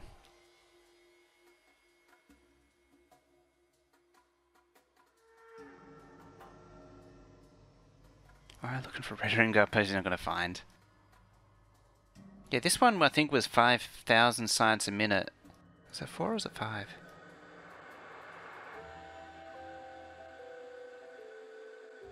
I've forgotten the name. I think I inherit the name though. Oh, hang on, this is... never mind. Wrong map.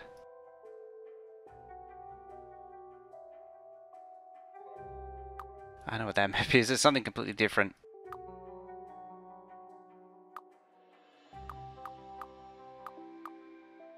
I might have moved it into my other folder.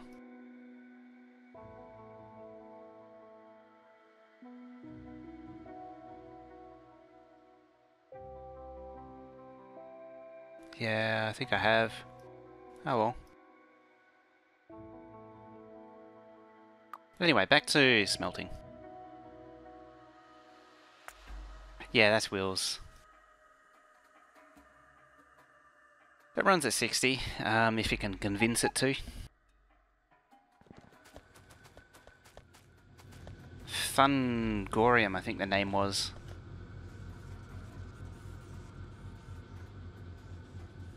Thungorm. Thungorm? Something like that.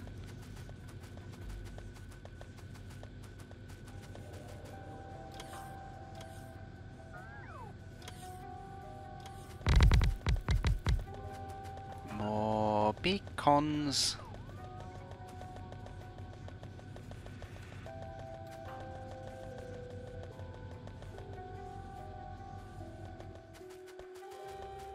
Soup.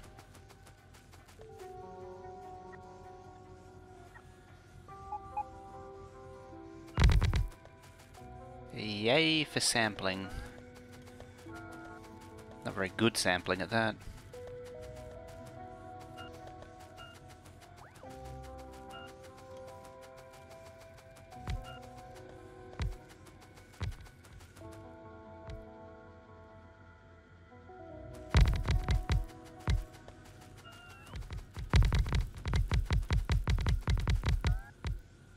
Dang it!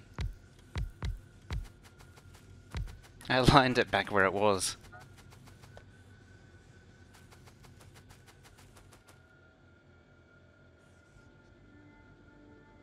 You won't have permission, but you can look at the map view and production. Oh, they set it so you can't do anything.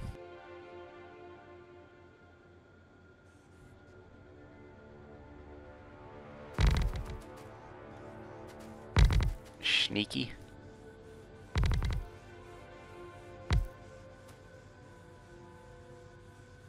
Just leave one on the floor.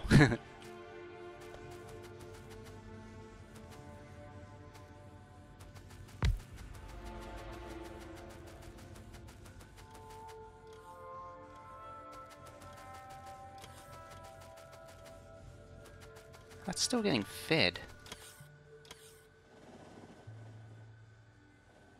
Yeah, you. Stop being Stop feeding.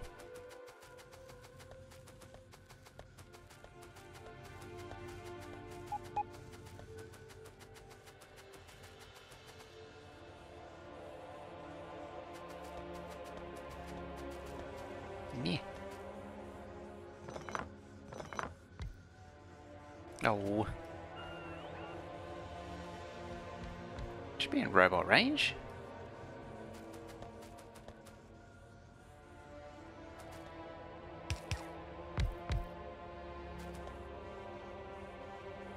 Fine, request modules.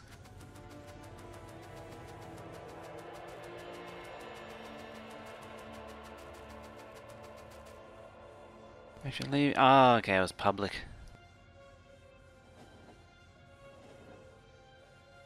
I didn't realize it was a public map. Okay, let's do this then. Do the other half.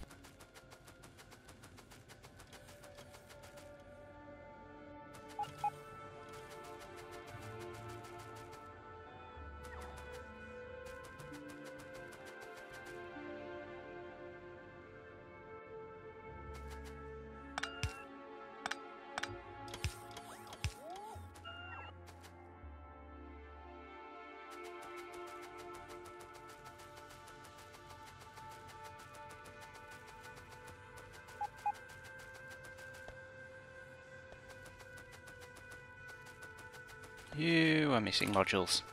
I saw that. I left these whoppy doodle thing in. Just in case.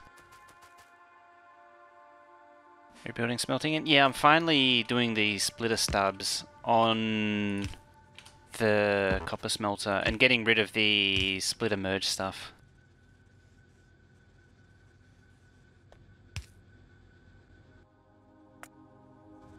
Wrong way. Go to the right. No. Do go that way.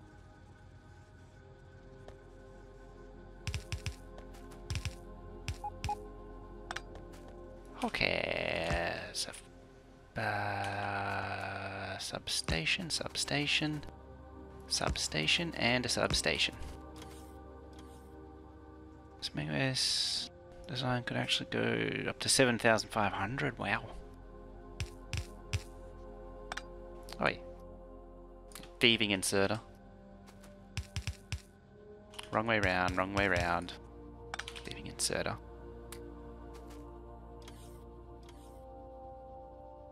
Yep, wrong way round.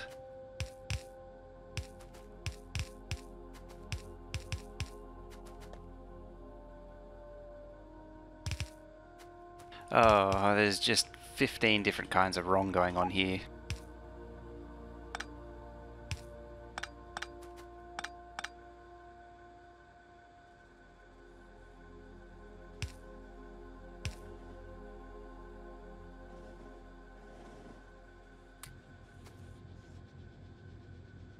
Hey, it's Fearless Pro. How's it going there? Ah.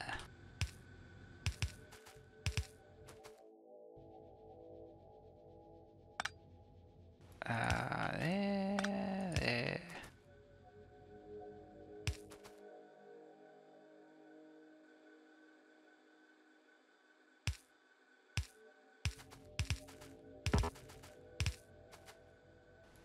one.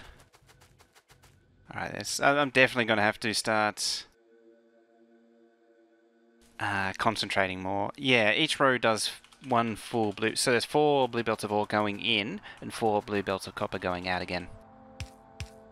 And then there's God knows how many of these. Total, like 12. 1, 2, 3, 4. 1, 2, 3, 4. 1, 2, 3, 12. I think there was 14 at one point, and I managed to reduce it down. My head hurts now.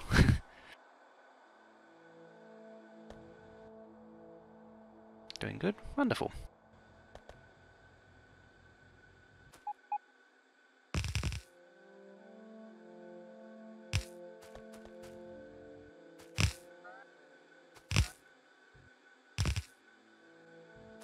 Don't need that. Can plop up somewhere around here. I'll release the belts. Take up that though. Yeah. But I will reverse that one. 13 long or 14 long segments. They're 14 smelters per segment. It's something like 13.4 or something. Which you can get away with, but I think there was a few which really needed it. So arguably I could, like... Yeah. I think red circuits is the one that really drains it. And maybe green circuits if it really gets going. Yeah, it was better to be safe with 14 smelters.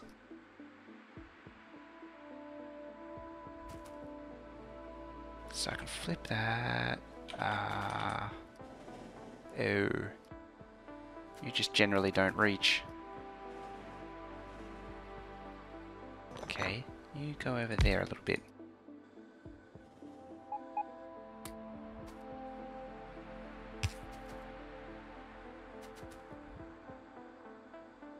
Oh, that brings up its own bag of issues.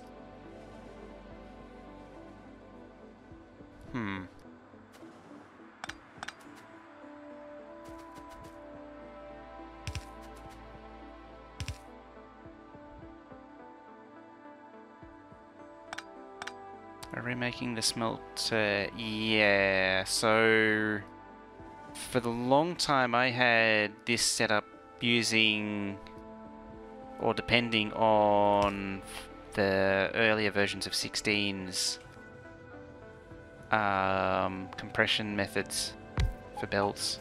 So I was using splitters, compressing... Let's just step over here. So I had the smelter split up into 2 halves, and then compressed them with a splitter in the middle. And that was fine to get it through the early stages of 16, but now it needs to change to using the inserter compression. Basically means reverting it back. But it also uses the single long chain, not the splitter stubs. So there's a single belt that goes all the way up, feeding in, whereas I'm changing it to a little stub here, which is considerably more UPS efficient. Considerably as in 5%. But it's a gain nonetheless. Every little bit counts.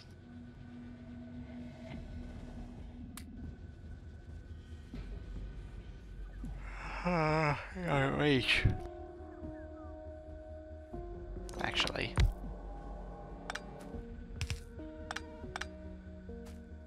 Now it does.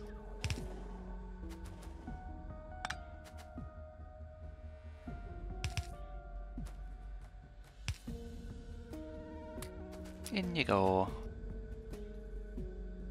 Okay, 1, 2, 3, 4, and you're smelting. That's the first one done. So blueprint all that. Whee.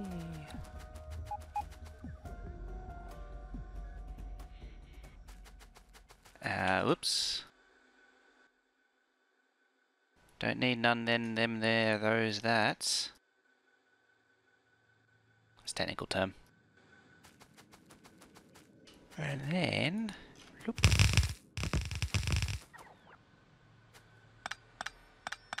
I think keeping this might have been a mistake. So I'm just going to copy what's next to it.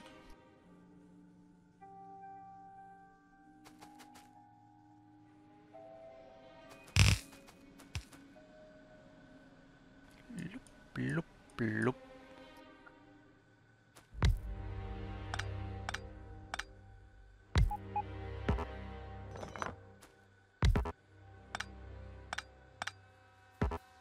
Sneaky sneak. How's it going there? Evilris.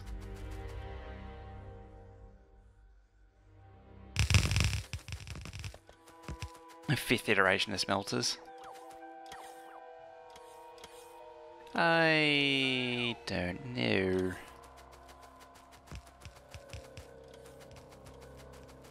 I really don't, actually.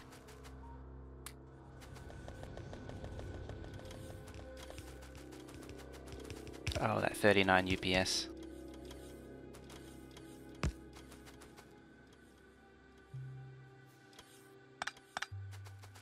Well, that's... I won't argue.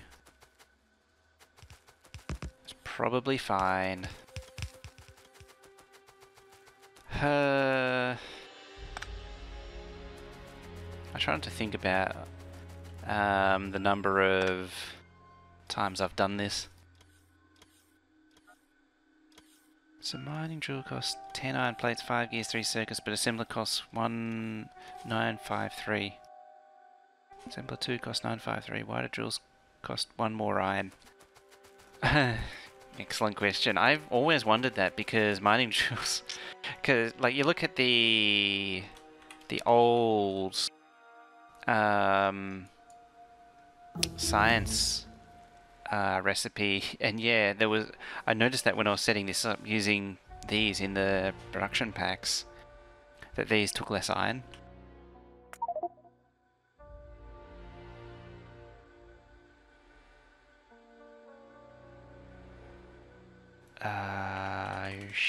Slip over a tile.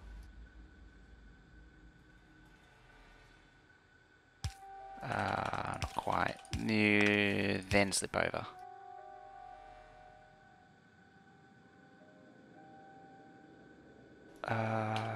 Next. Oh, this is missing the belt. Oh well. I can do it manually easily. Extra iron is the drill head. Ah, of course. Makes perfect sense now.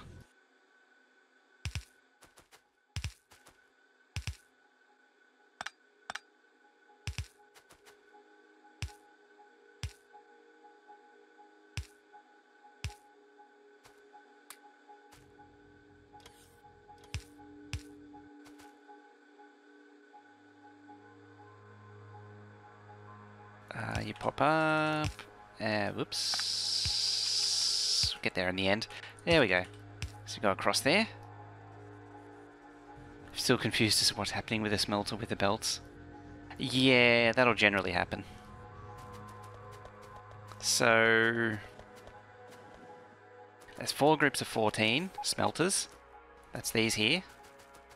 1, 2, 3, 4, 5, 6, 7. And then it swaps lanes. And then 1, so that connects there. And this just swaps the lane. Then 1, 2, 3, 4, 5, 6, 7. And that's 1 belt. And then of that, we zoom out. That group there makes 1. And then 2, 3, 4. Although you probably get this part, but just in case anyone's lost. There's 4 belts come in. Of that, there's actually another. This is a matching pair 4 here, so they're in groups of. They're in mirrored pairs, and each mirrored pair has a train unloader attached to it. If you're wondering where that came from, so that's the output of one. That's the output of the other.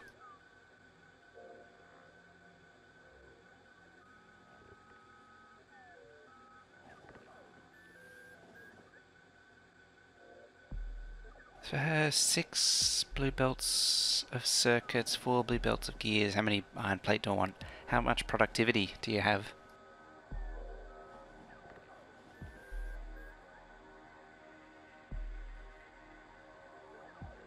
Because if there's no productivity, then it's 6 belts of iron for the circuits and 8 for the gears. And yeah, so we're just doing a bit of trickery swapping each. So there's 5 belts total. That's why this one spills over.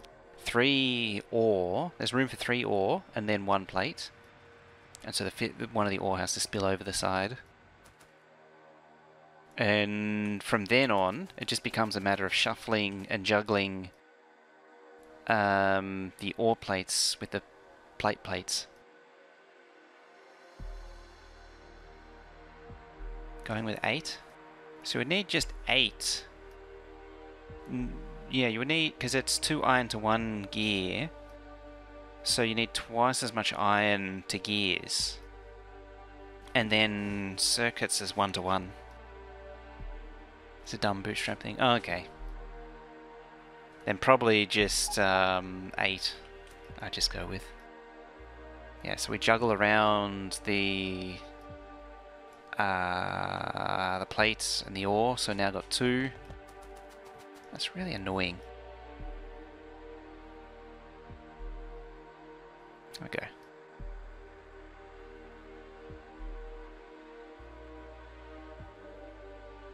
There's 3 beacons.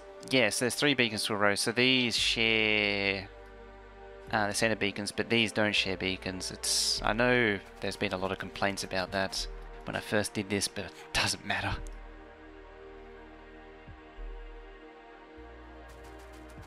The logistics of getting these in here is way too much for me to be bothered with.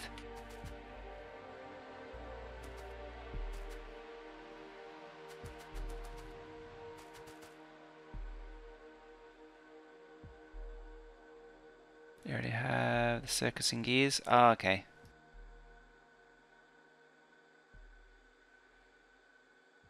You can't have the 4 belts. You can only have 3 belts if I made them share. There's not really that much wasted, like all you're doing is just wasting a little bit of power and it's really not that much.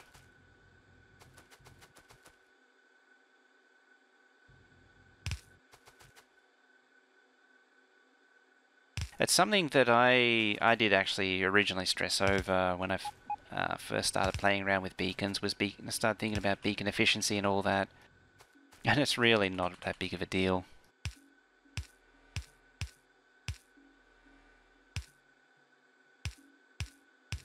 Some people like to make it out like it's the most important thing in the universe.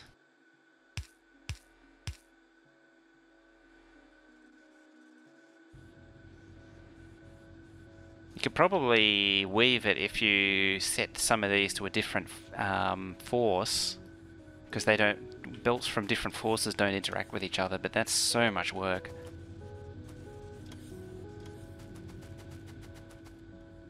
I say some people stress it, like, as I said, when I was first learning about it and setting up beacons, there was a lot of people that would huff and puff and scream that you had to make it as beacon efficient as possible.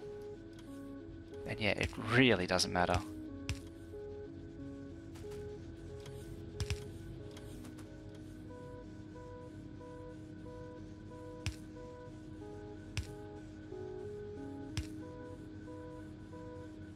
The hope today is to just set up oh, there it is. The basics of what I need to do the final move, which will take a few hours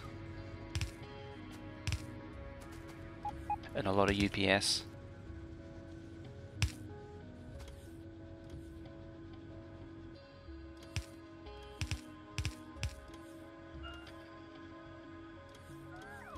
Yeah, a different force as in different teams.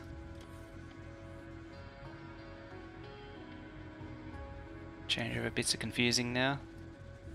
They weren't confusing. They weren't confusing before.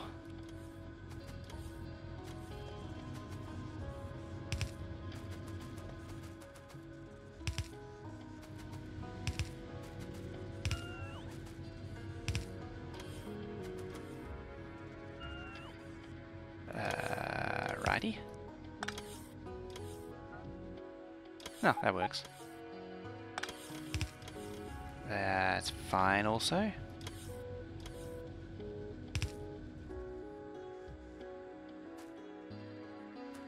Ah, just that there. And it's done. Almost. What move is this? This is converting the rest of the copper smelters over to this new design.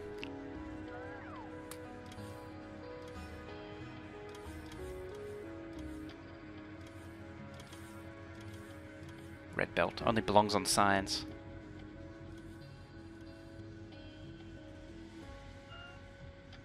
Have it done iron.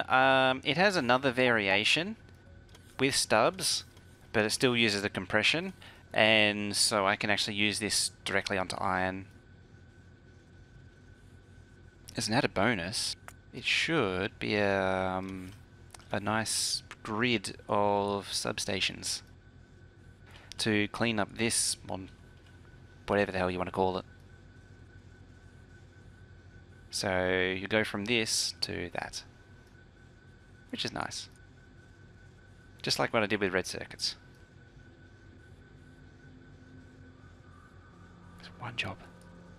One job, not to get crossed. Do you sleep at all? Of course not.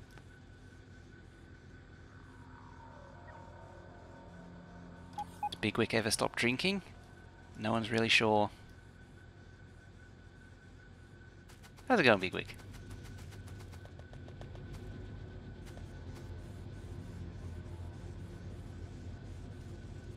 Do I ever stop taking the piss out of people? Not likely.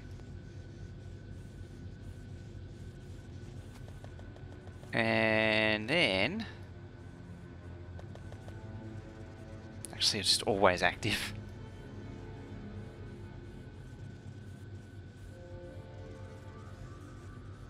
I think that needs to just get going a little bit.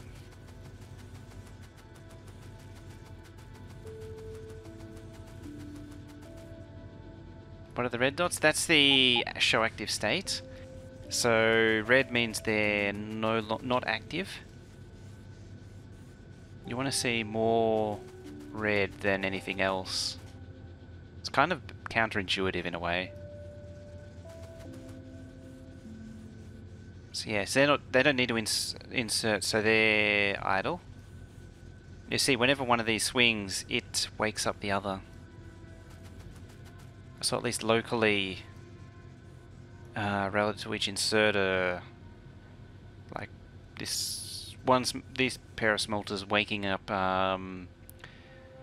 doesn't wake up the entire row.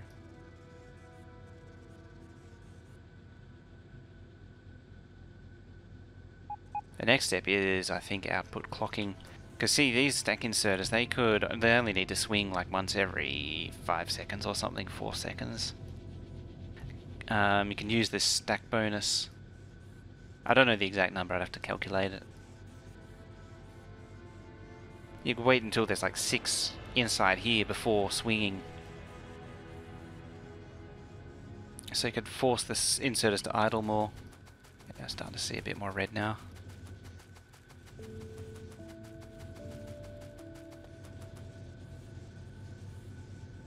It's mostly input ones that are awake over there. Look, there it is. It just needs to catch up on circuits. How's it look? I think it just has. So you want more red circles because that means less active inserters, and that means more UPS for the same result. Like in here, there's a lot of there's still the odd bit. The output ones needs work, but it's the red circuits is a lot better than it used to be. It's way more red for inactive than there was previously. Same with green circles are actually always pretty good, just by the nature of its design of its build.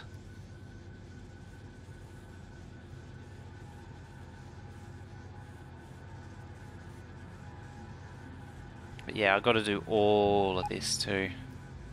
So look at furnaces, it's very rarely stopping. The only place where it's stopping is where it's run out. And then it just gets worse, like mining drills. It's a lot of active inserters. So instead of just hammering, although having said that, hammering these, instead of hammering, like, and it's not doing anything there. I might look into that. There might be a better build available. Or might be a better option for doing that. Same's true for turrets, that's going to be a bad one. Engines, you can see them all waking up. Science. Yeah, future me problem though. There's that line again. Steel is a big one too. All these are always active. And there's a lot of them. I suppose in a way, yeah. Because, hey, oh, yawning. These are always idle because they never get any ore. So they're always sleeping. How's the train's doing anyway?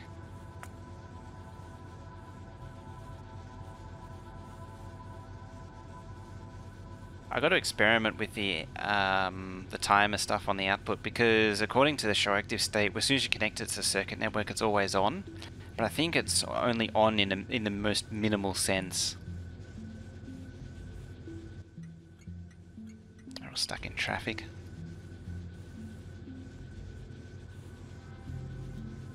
That's, as I say, that's for next. Changing this over is for next time, I think, or next major session. I just want to do the prep work. Get a build going. I think this one's run out. Yeah, it has. Alright then, you can deconstruct.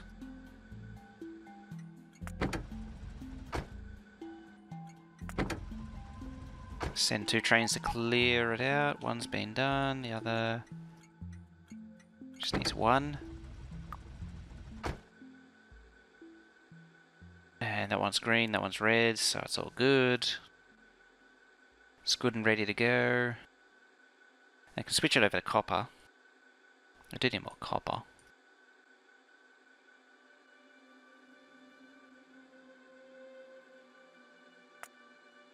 Pollution's quietened it down.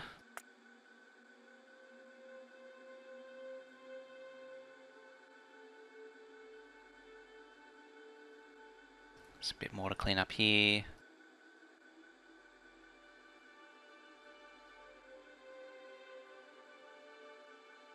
It's getting very close to the point where I need to start exploring too. Like there, what was there? 1, 2, 3, I think more iron patches? Yeah. 3 more iron patches over here and that's it. Unless I want to grab that. Tried bot miner today. It's much easier than belt mining. Yeah, I'm gonna have to start creeping into here pretty soon. As soon as I need to... Well, if I want to max out the iron again, I have to actually.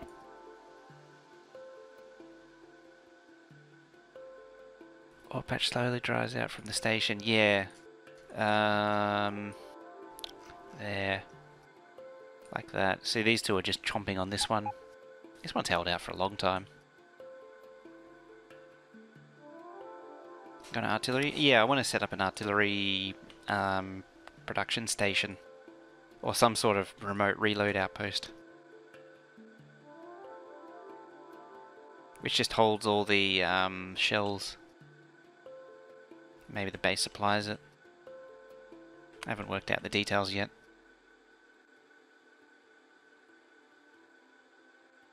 Yeah, this one's it. Yeah, just eats away. But you can get around that and stop it doing that. But it does require a little bit of circuit trickery. Actually requires a lot of... Well, not so much complex circuitry, it's just fiddly to set up. Really tricky. A lot of manual wiring. Or careful blueprinting.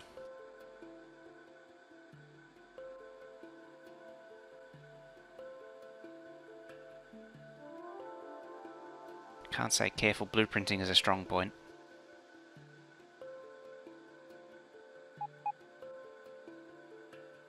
I think this one's actually set up for it. Yeah, this one's, the miners are set to actually do it. That's why it's, these are finished. So the ones all the way, all the miners around the edges are finished, because it's set up for it. Is it possible to find the logic trash? I don't think I blueprinted this one. There are a few videos. I did a video on Exterminator's channel covering it. I don't have a link to it directly though. I do want to do a video covering all the different systems you can set up. There's like 3 or 4 different system ways you can do it, and I want to cover all of them one day. I need to get onto it.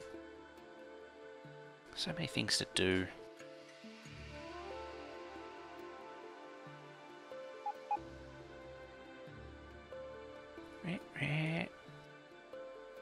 Let's do another pass of this. There. Oh. Anyway, so basically what I've done is set these, you can connect them to a logistics network. Yeah, it's on YouTube, Exterminator's channel. It's quite old now, I think it's from last year. Yeah, you set these to activate when there's less than like 30,000 in network, I think I set it to.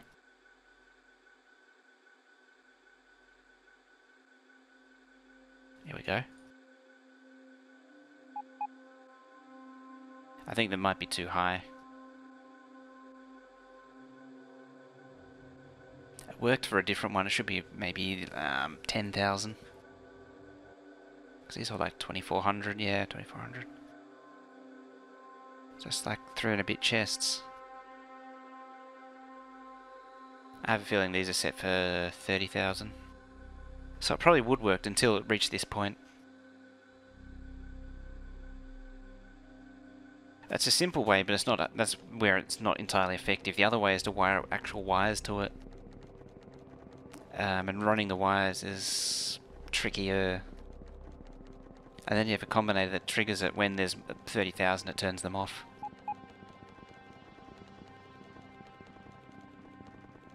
Or whatever number. The wire condition means you can add smelting. And you can trigger it by other events too. Anyway.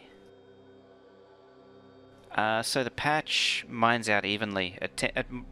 It mines evenly all the way around it. It doesn't eat from closest. Doesn't eat like that from closest to furthest away. It'll eat the edges inwards more naturally. I don't have any more examples, unfortunately. I did have a mining patch down here, some iron patches down here, which did it perfectly. It pretty much all of the miners finished all at once on that patch, or it was actually a group of patches. But yeah, it didn't have the slow burn. Anyway, it's about that time I went to bed.